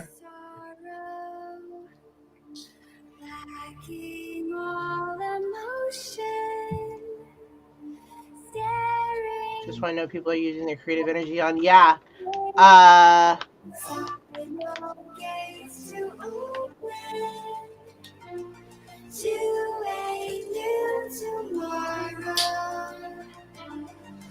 Definitely making Lighting. Siren here. That's what it looks like, at least with all these blue.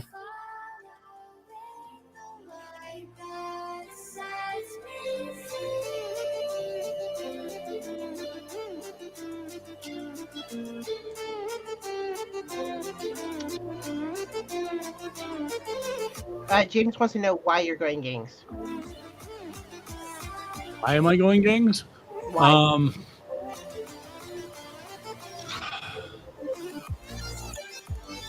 I was never really a huge Lord of the Rings fan. Fair. So, I mean, I watched them, Mhm. but I wasn't. It wasn't my thing. So, Well, then in that case, you shall not pass. So, Yeah. yeah, I knew I would get that. Building a shade structure out of DVDs for Neotropolis is my current project. Wow, I want to see this. yeah, I definitely want to see that. You have to tag us in that. We're pretty much interested in seeing what that turns out to look like. Yeah.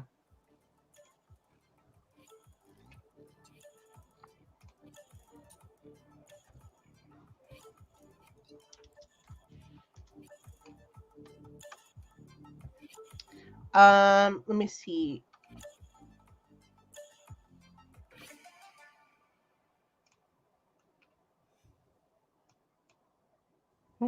Okay. I was just saving something. So, yeah. We're going to go Lord of the Rings.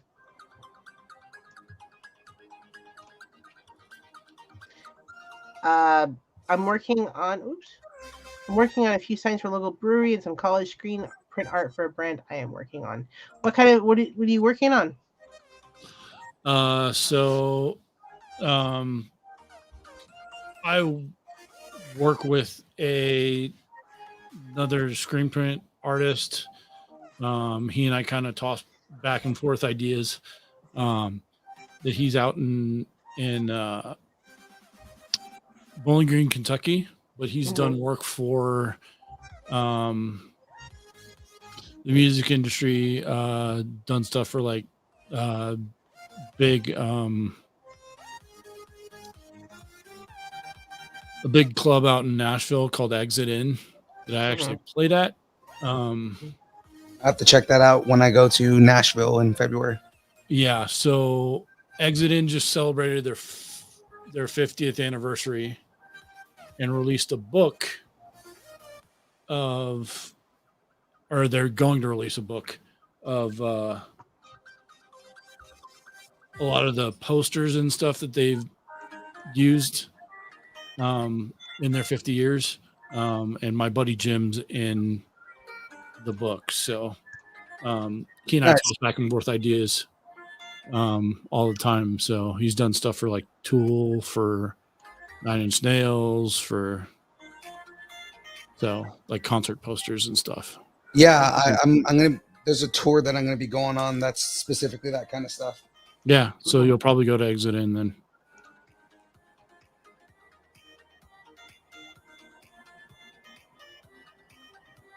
I'm looking, by the way, at some of your really awesome photos. Who took all these? Which ones? That's on the Facebook, Phil. Between me, James, and Aaron, like all the photos that are on there are between me, Aaron, and James. There's a David Bowie one. I love it. Yeah, the guy that was dressed as David Bowie. I spotted that when I was saving some stuff. Like and Ray. Like a coffee table book. Yeah, so Ray took a couple of those pictures too. Yeah, the book that they're releasing is a coffee table book of the last 50 years of concerts. Oh wow. When it's finished, you'll have to let us know. Yeah. Let me see if I can find it. Oh, is it already done? No. I believe they're doing a like a pre-order. Mm.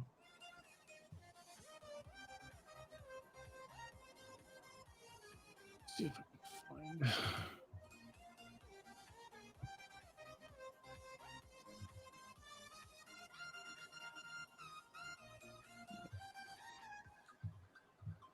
Favorite concert you've been to and go. Oh, gosh, that's hard.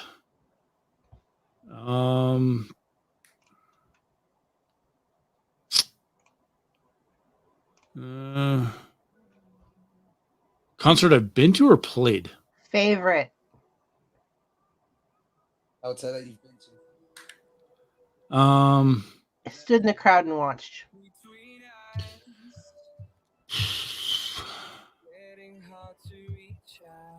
Probably U2, Madison Square Garden.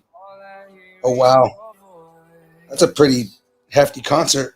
Yeah, one of my friends was the band's PA.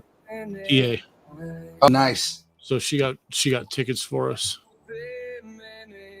and we happened to be in town in New York when the tour was, and had a day off, and she's like, "You want to go?" Yes. I think my favorite band. Gosh, I've been to a Metallica concert. I liked that one, but I think OK Go just comes a little bit above it. I had front row seats. Nice. I saw the iconic Metallica playing on top of Tower Records. Oh wow. So that wasn't far from where I lived, so.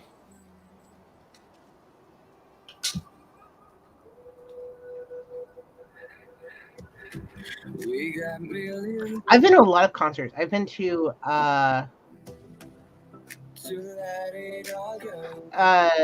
they had a Hungry Like the Wolf tour. Oh, not Devo. Yeah.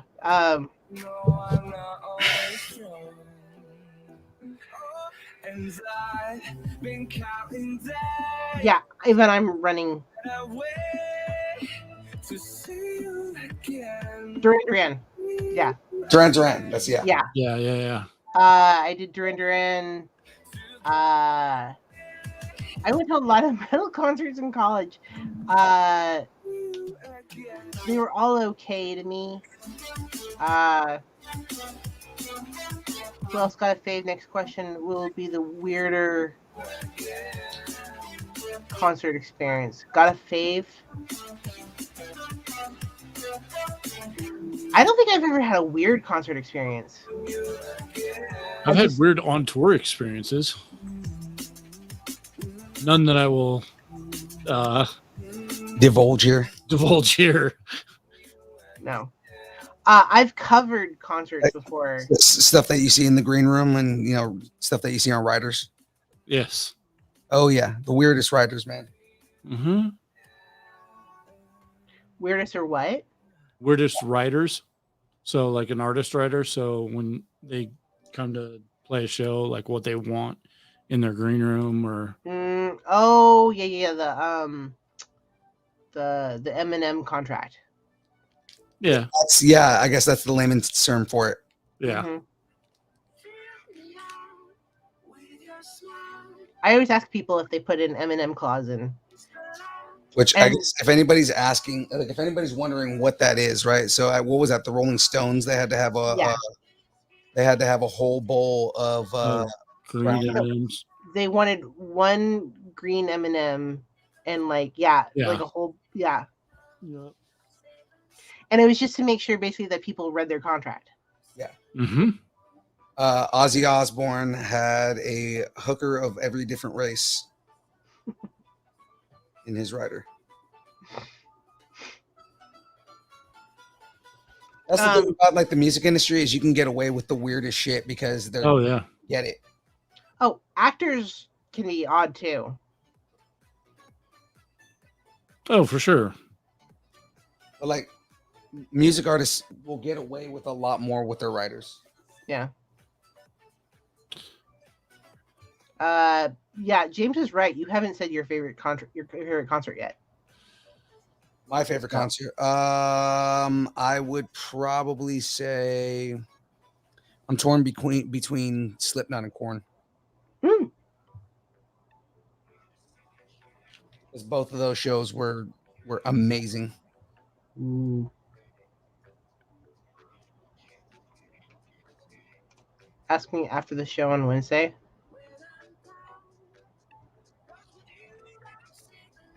Yeah, I wanted to go to the concert that was near me, and I just or the festival. I just didn't. Which one? The one that just passed. Tyler went to that. Oh, did he? Yeah. How was that, Tyler? I couldn't talk any friends into going. It was like, we're tired, we're old, go away.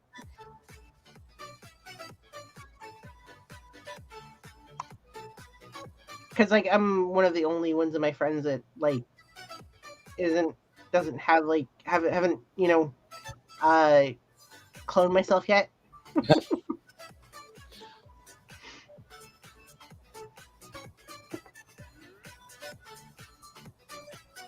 Well, I'm not the only one. Like you haven't cloned yourself yet, but most of the people. Yeah, but not for lack of trying. Yeah. I mean, hey, did you just call me old? Yeah, you wouldn't go. Did James say that? No, my mom said, "Did you just call me old?" Yeah, she would not go. She would have been like, "This is very loud." It's too loud. Turn it down. I put a link into the chat of the book that's coming out. So nice. It's basically to save the exit in because they otherwise may be closing because of everything that's going on with COVID and all that. So, ooh, yeah, a lot of concerts. A lot of venues.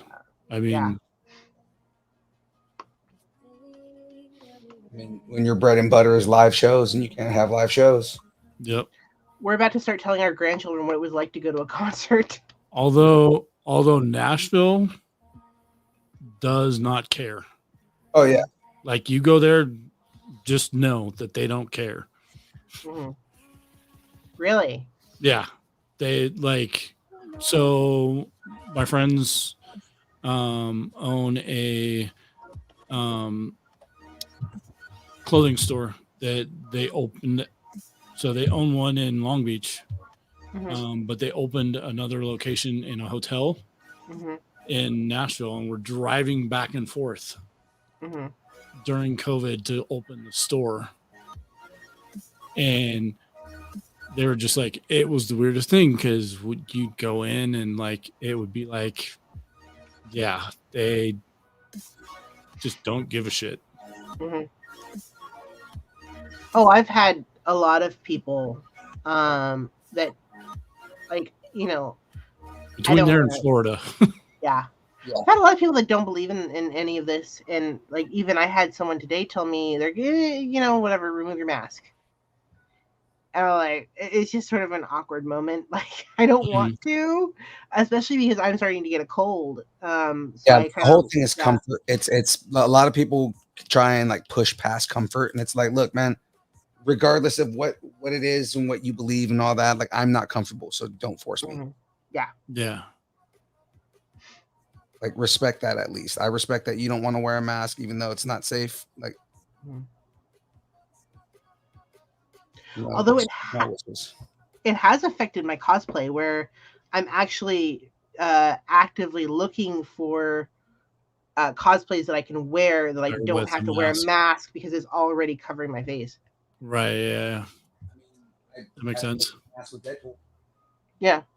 Like, all this weekend I had a built-in mask. Not every state was on lockdown. Yeah. And I mean, we're seeing something because I'm big into history, and one of my specialties is constitutional history. And we're actually seeing something that's really quite interesting, where we're going back to states exercising their rights to be almost little countries. Yeah. And it's as much as people go, you know, it's an interesting little phenomenon to watch. You know, Arizona was never on lockdown, so they know the Californians they were visiting. Yeah. True. I have family in Arizona. Oh, if you go up to Washington, there's almost no one wearing a mask. Yeah. Let's see. Not every California city observed the lockdown of pandemic rules, like El Dorado. Yeah. Yeah. Yeah. Because El Dorado County, like, because their excuse was that because they didn't have very high numbers, that it's like they shouldn't have to wear masks. That was kind of their thing. Yeah. James just asked. Okay, secret time. Knowing you have to wear a mask out and about. Have you ever left your house without brushing your teeth? Early in pandemic, I did that a lot. I feel like I just don't care. You're lucky that I put sweats on. Yeah. Maybe once or twice. Like, I can't go out of the house without, like, I just don't feel like I've like started the day.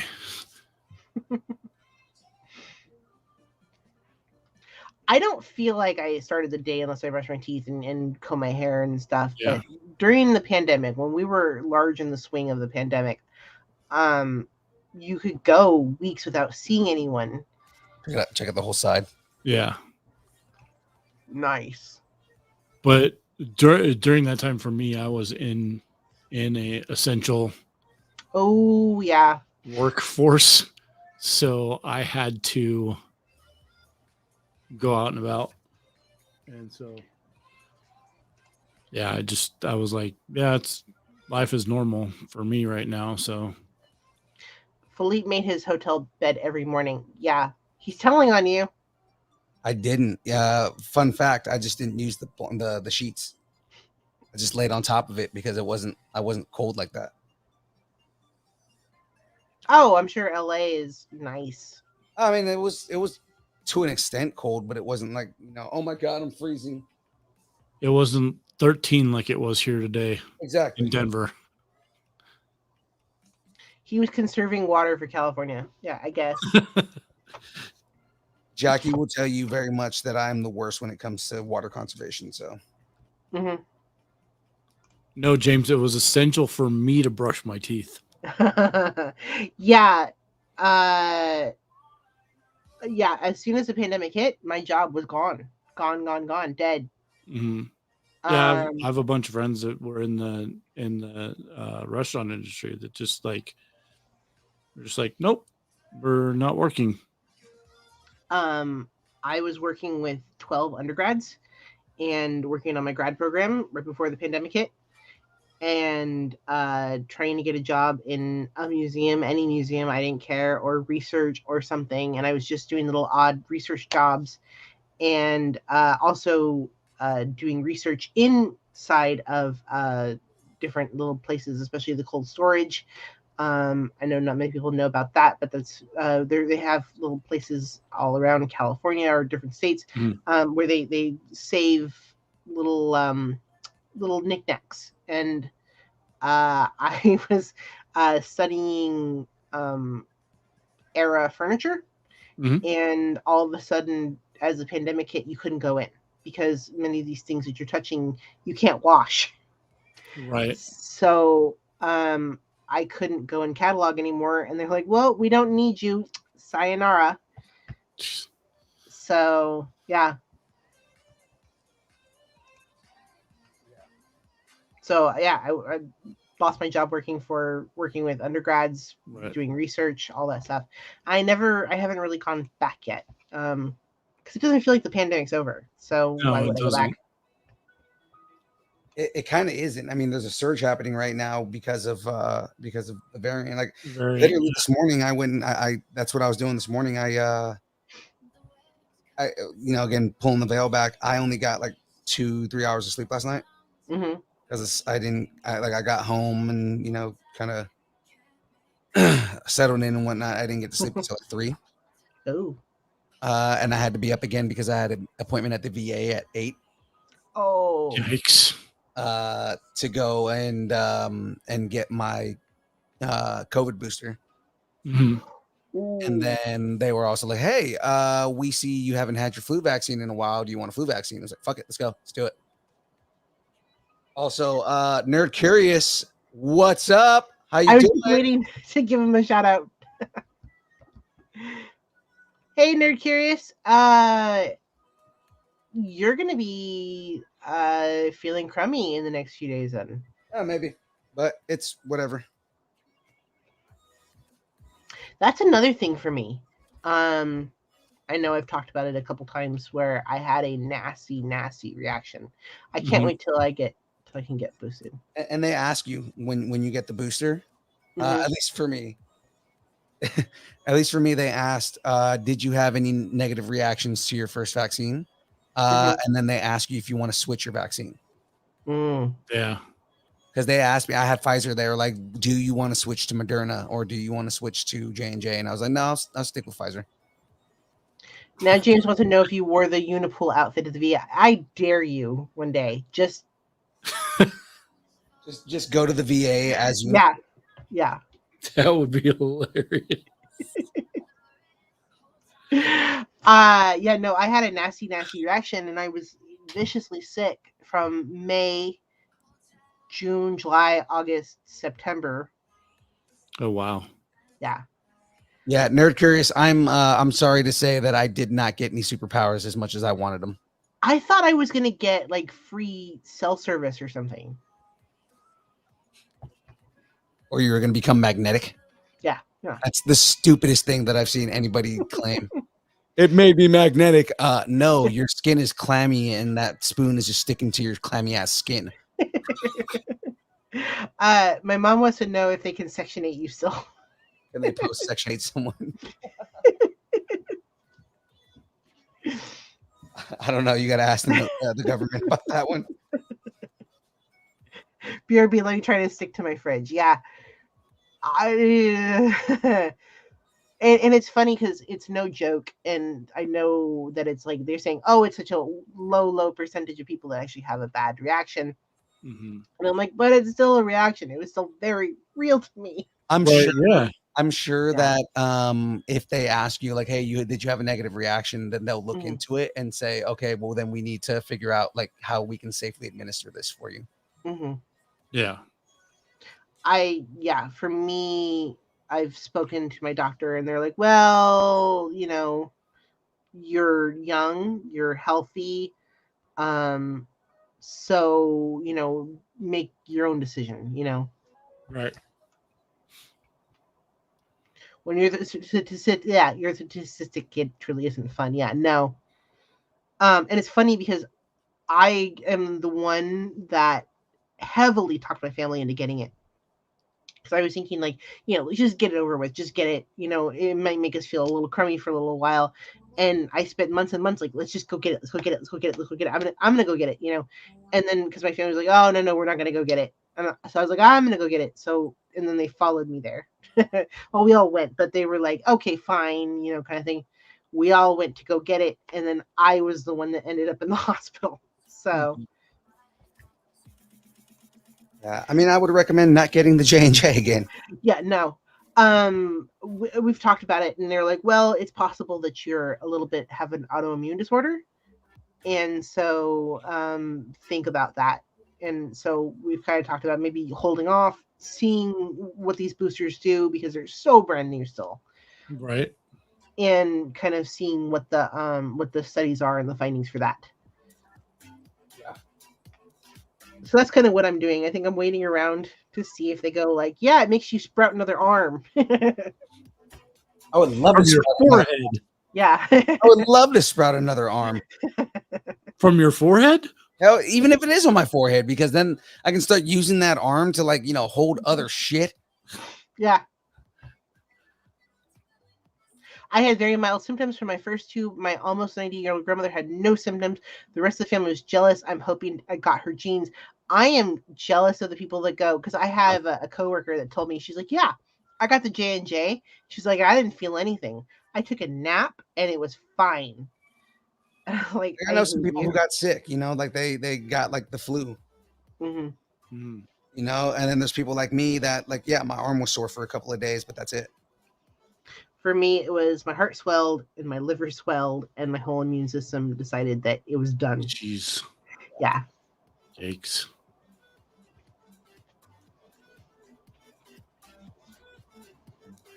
Which, you don't. It's so funny because I remember feeling really, oh my gosh, it's rough. Yeah.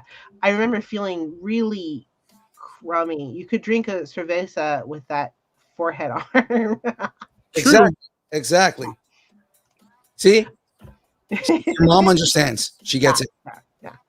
I remember feeling really crummy and thinking like, okay, maybe that it'll be about a week before I feel better. And it didn't. It just didn't. Yeah. And I let it go, and I tried to tough it out a little longer than I should have. Mm-hmm. To the point where I ended up in the hospital screaming. And they weren't quite sure what to do with me because there's been a whole lot of, I don't know, backlash. Like the nurses acted really weird with me. And then when they took they're like, oh, she's got myocarditis and fluid on her liver, and her liver is a little swollen.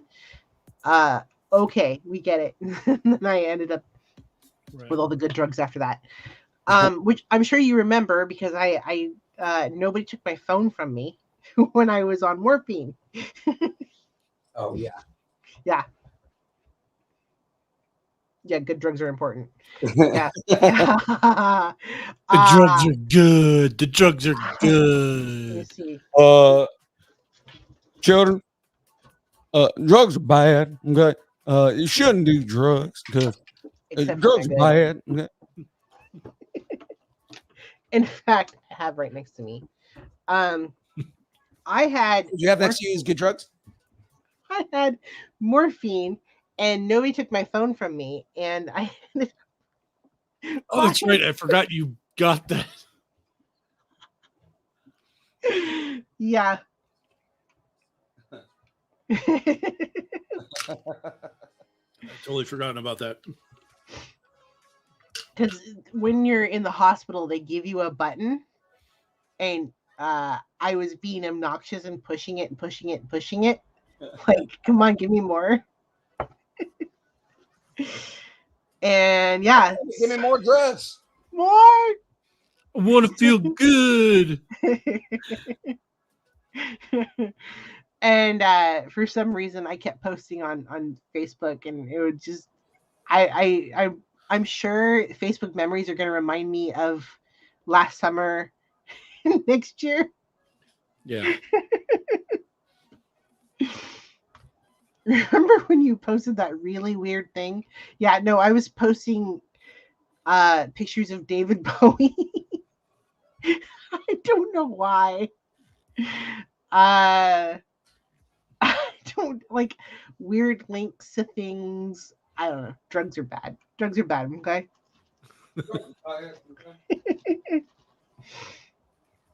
It's hereditary. I bought a kimono with a blue rooster feathers while still mostly asleep a couple of weeks ago. Yeah. No, I like the next comment. Hey, Facebook. Hey, we're here to remind you of all the mistake posts you made while I. No, it was really bad. You shouldn't Facebook and I at the same Facebook and I. Yeah. Oh, I would like message people and start fights. Jeez. Sounds like you had a good time. Yeah, it did. It was really fun. And people would be like, you said blah, blah, blah. I can't. Yeah. I can't even remember that. You can't hold me responsible for what she said. What's the meme is you can't hold me responsible for the things I said when I was drunk? Yeah. Mm-hmm. Free entertainment. Love it. Woo! Sounds awesome. Is that from the Ric Flair collection? What?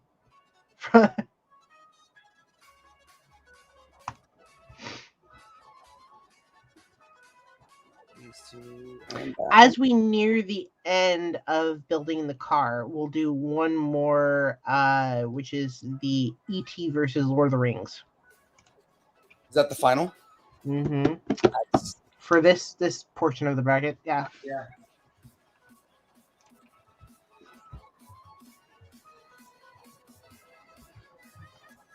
Actually, we should probably do the previous bracket versus this bracket, the previous bracket winner versus this bracket, and then who goes to the championship. Yeah.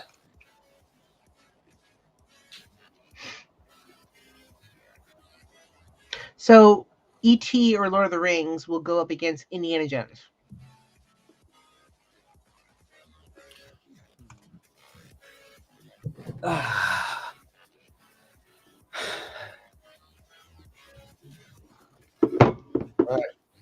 Actually, real quick, guys, I gotta go use the bathroom. I'll be right back. Okay, have fun. Hope it all comes out okay.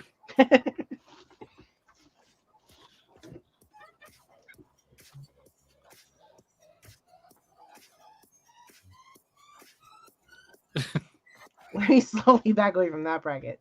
Yeah. So we have one Lord of the Rings, one E.T. Yep. Yeah, not there yet. Not there yet.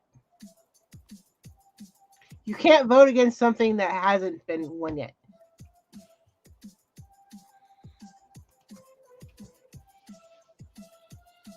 E.T. or Lord of the Rings?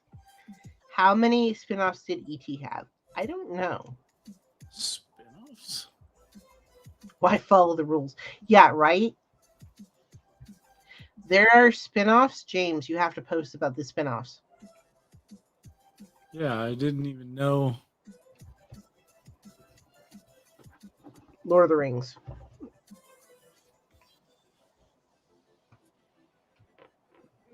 Yeah, by the way, anyone that's new to this show, it gets ugly in here. Yeah.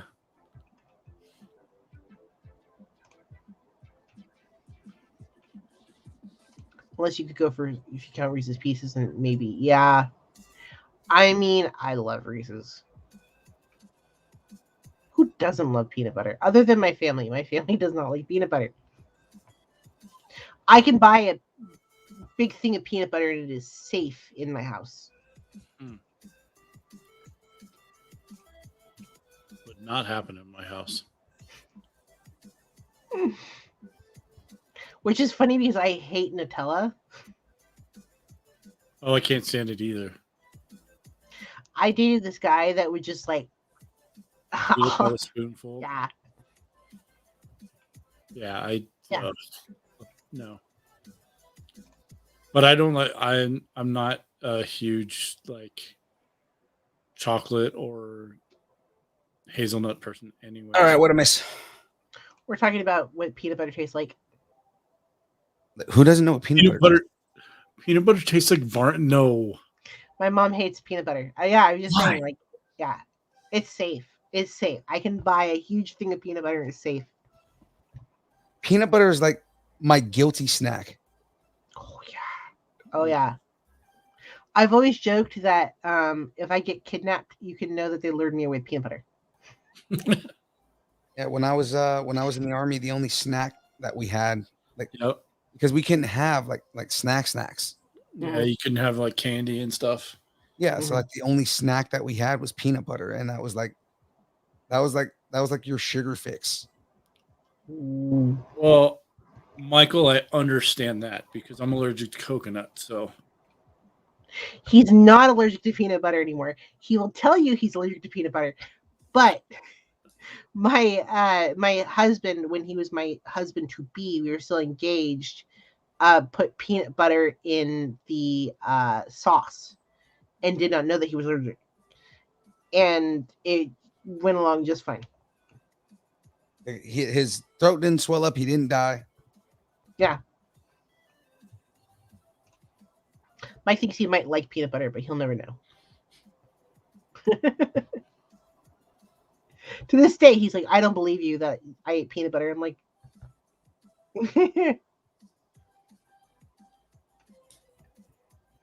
I think I'm developing an allergy to cilantro and my throat gets all scratchy. Did you hear there's a cilantro soap? What? Mm-hmm. no, there are people that think that cilantro tastes like soap. Yeah. Oh, I thought you were saying like there's a cilantro soap. No, there is a cilantro soap. Like, I guess Dove just developed the cilantro soap. That's weird. Really? And they're calling it Chipotle flavored. What? Look up Chipotle soap. What the heck? I don't know if it's That is Dove. the whitest thing. Yes. What Karen thought of this? Check this out. Oh, nice. Oh, that's cute.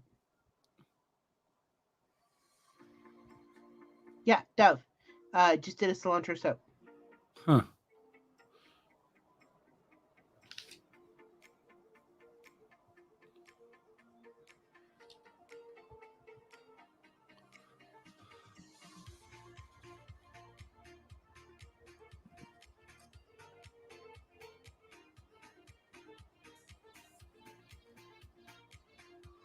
Oh, that's dope. Oh. Okay, so when you put the I gotta put this in the camera so you guys can see it. Okay, so there's the back of the Ecto, right? And then here's the RC. So the little trap that you put this in, right? Okay. And then when you pull this out in the back right here, it comes out. Pops out. Nice. That's hella cool. Oh, That's that's sweet. cute. So we had E.T. versus Lord of the Rings. So only Santos and Tyler voted. One for Lord of the Rings and one for E.T. Lord of the Rings and E.T. I go Lord of the Rings. Yeah, I do too. Lord of the Rings. Okay. LOTR. So that's Lord of the Rings versus Indiana Jones. Oh, stay puffed. Right. That's cool. Oh, you're voting Lord of the Rings versus against Indiana Jones? I didn't think my mother would ever vote against Indiana Jones. James, now you're just getting ridiculous. Cilantro is not great with peanut butter. No, she says. Oh, I didn't realize that I skipped that whole thing. I was wondering why there's so many extra pieces. All right. There's an extra siren on the back. Ah, Almost done here. I was just like, there's a lot of extra pieces for. yeah.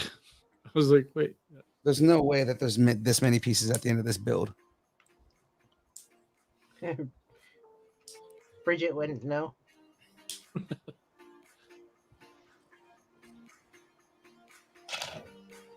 Yeah, no.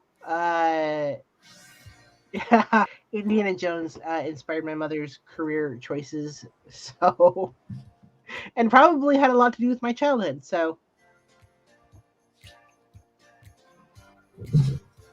I actually tell people that I was discovered in a pit because she was on she was on an archaeology dig when she found out she was pregnant with me. So That's funny. this was super fun. Gotta lurk. Have a good rest of your stream. Thank you for dropping in. Oh yeah. Super happy you came.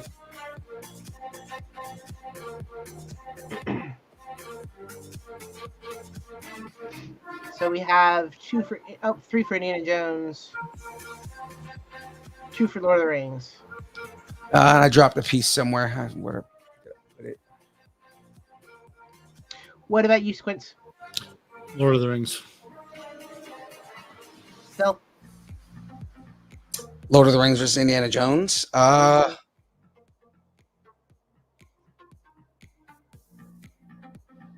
gotta go Indy. Indy takes it.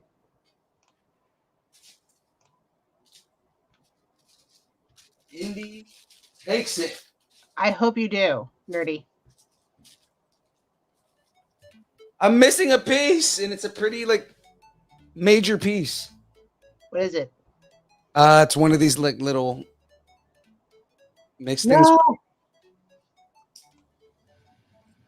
and it's part of the front part of the siren. Probably fell off the table somewhere. Just promise me something, okay? Uh-huh. Don't put it on your car.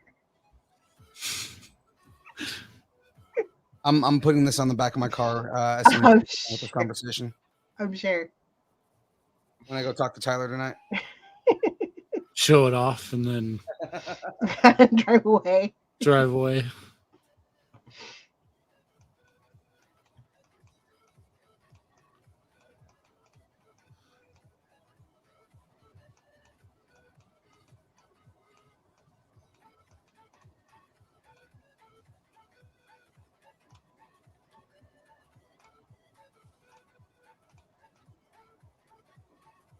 It's great when pieces fall off this side because it matches my carpet. Oh yeah, I'm sure. I was just thinking that. It just blends in with the carpet. And you don't exactly have a flat carpet. It's still kind of a little fuzzy. Yeah.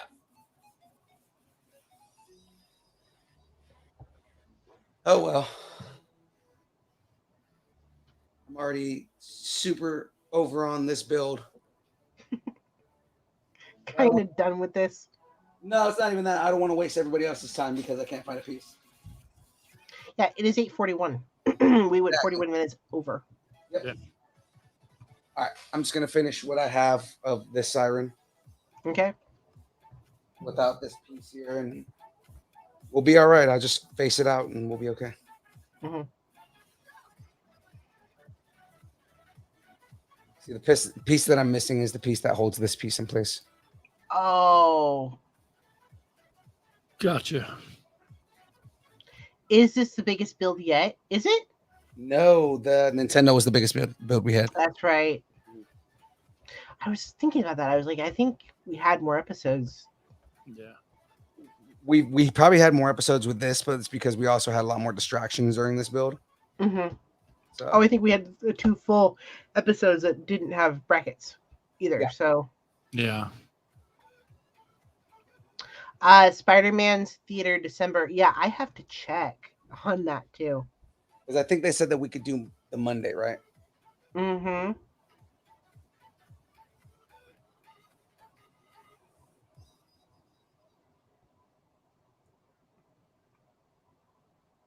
I have so many emails. I have to check. I have to actually, because I know I checked before work and oop.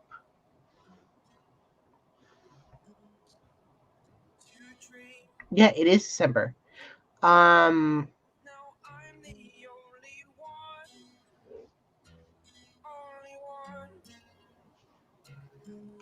You can Skype me in, right, James? yeah, we're gonna fly you in on the disconcerting jet. Yeah. We're gonna try. Jet fuel got a lot more expensive, and James used a lot of our jet fuel budget on that custom Hummer limo that he got for us to go down to LA.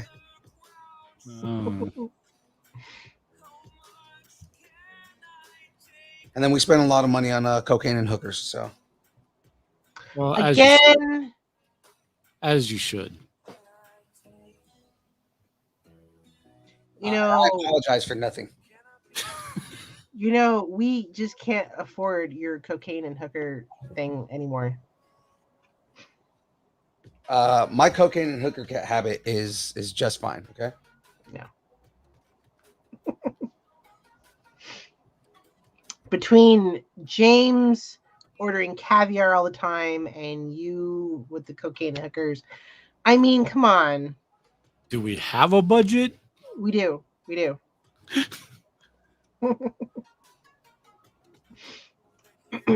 Our budget is whatever the fuck we want. So Yeah.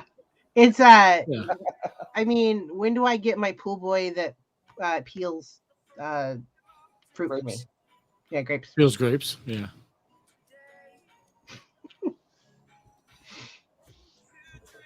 I mean, I thought we trained. I thought we trained your husband to do that for you. No. No. I He need was supposed to another go one. through the training for that. I need another one. I need 2. Like I need 2 fans to, I need another fan. James says it's winter. Pool boy is working on his stand. Gotta have standards. Fun fact: the pool boy doesn't clean the pool. No. I don't even have a pool, so I just want a pool boy. That's all. What does she have a pool boy for? To stare at. Yeah. I mean, what else do you do with the pool boy? I love that Gino went to bed already. Gino's like, "Yep, I'm out of here." All She right. needs a wind tunnel, like it's a damn Beyonce video. Yes, I like that too. While my pool boy, peels grapes. Well, guys, it's been built. It's done. Sweet. Nice. What is that? I don't remember the cables all over the car, but okay. You know what? I noticed them when I saw the actual Ecto one. There's like these cables that are just like connected just randomly all over the vehicle. I think they're antennas. Oh, okay. But the cool thing is, watch when you drive, you see how everything moves on the top. Ooh. Oh yeah. I feel like we need to get like a good shot of it and have like the sound of the Ecto one going by. So that's the next thing is I'm debating on whether I get the light kit for this or not. Yes. And then, like I said, so tap this button right here, and the there you go. And you pull this guy out the back right here. Where's that? Right there. What? And it comes out. Oh, you broke it.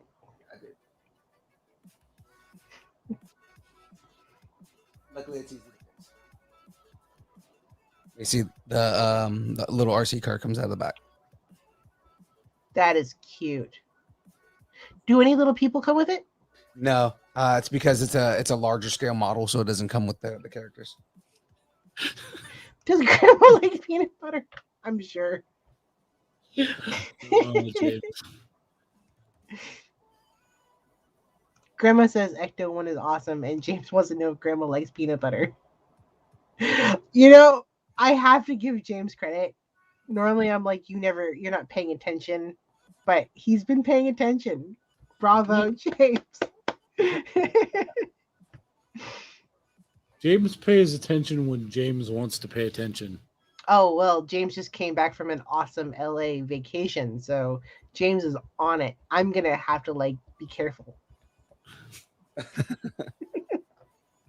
Oh, all right. Well, it's time to switch the camera.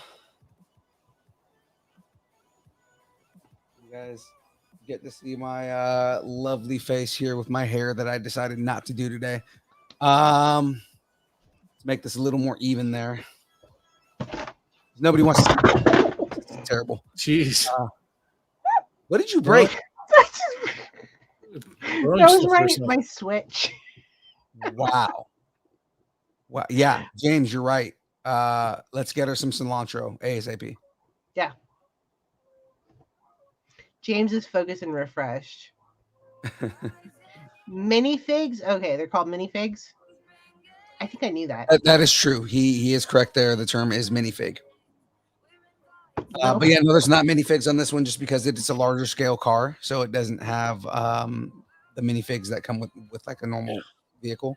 Like if it was a lower scaled car like the Batmobile that I have, then it would probably come with minifigs. But it would be cool if they came with like the commemoratory ones, kind of like how the tumbler that I'm planning on getting comes with a Joker and a Batman, but they don't necessarily fit in the tumbler. You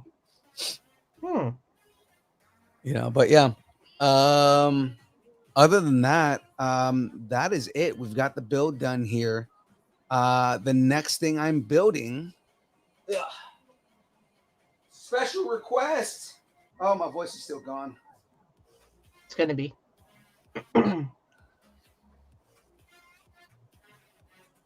Next thing I'm building here by special request is a Fender Stratocaster. Ooh, that'll be 1 or 2 episodes. Yeah, this one right here is 1,074 pieces. So I'll be building the Fender Strat on stream next. So for anybody who wants to see that, it's going to be pretty cool. Outside of that, I've got nothing. What about you guys? I got nothing. I got nothing as well. All right. Well, then, Squints, where can everybody find you, man?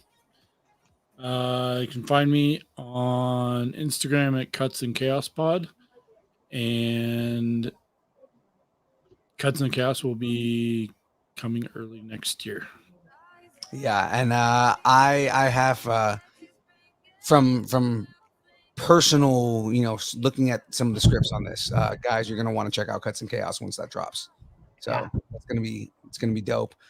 Phoenix, tell everybody where to find you. Facebook, Instagram, and of course, always distance learning.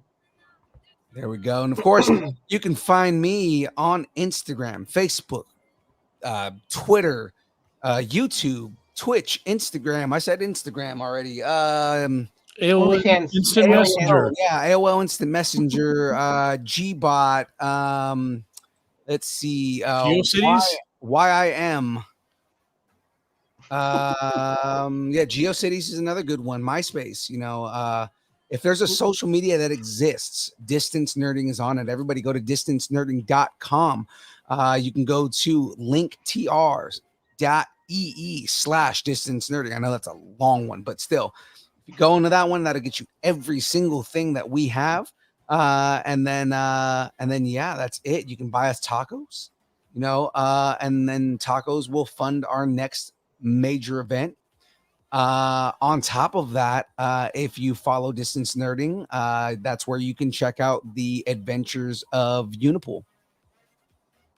So there we go. Yeah. Where is Unipool going next? You never have know. no idea right now. He's kind of just sitting at home with his rubber masturbating shoes, but I mean, you know, there's that. Yeah. his stuffed unicorn. His stuffed unicorn. I mean, he cuddles with it every night. He does more than cuddle with it. But anyways, that's getting a little too deep into what Wade does on his regular time. Because I mean, if you want to get into it, you know, Wade's too ugly for anybody to want to bang. So it's true. When you look like when you look like a raisin that's been, you know, thrown in a torch and then you know, fucking breeded by an avocado's skin, then you know, that's just kind of what happens. Not an avocado itself, the skin of an avocado. Mm-hmm. There you go. Maybe we can get your wife to cosplay as Vanessa. Maybe Jackie will not cosplay. But it's so easy, just a black wig. It's Yeah, no, Jackie will be like, I just don't want to be there. So no. Anyways, guys, distancenerding.com for everybody else that's interested. We do the news every Wednesday, so please check us out on this same channel you're watching us on now to check out the news on Wednesday. Hopefully by then my voice will be back fully. You know, I'm surprised that I'm able to be as enthusiastic as I am right now. If not, James is doing all the talking. Yeah.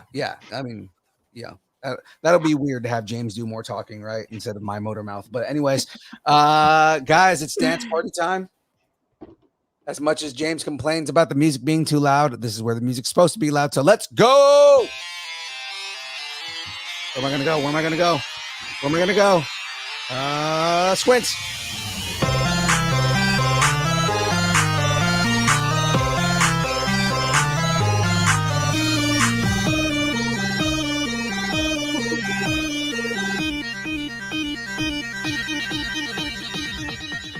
Distance nerding.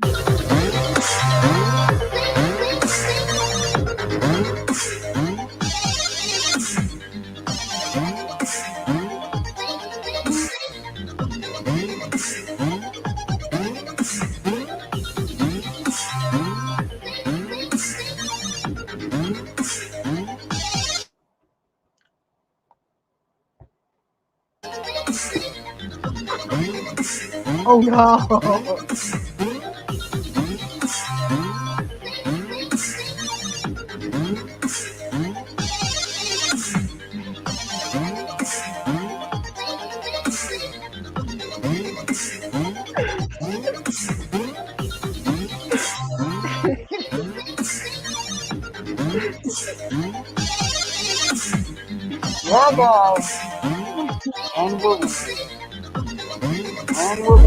This place seems magical.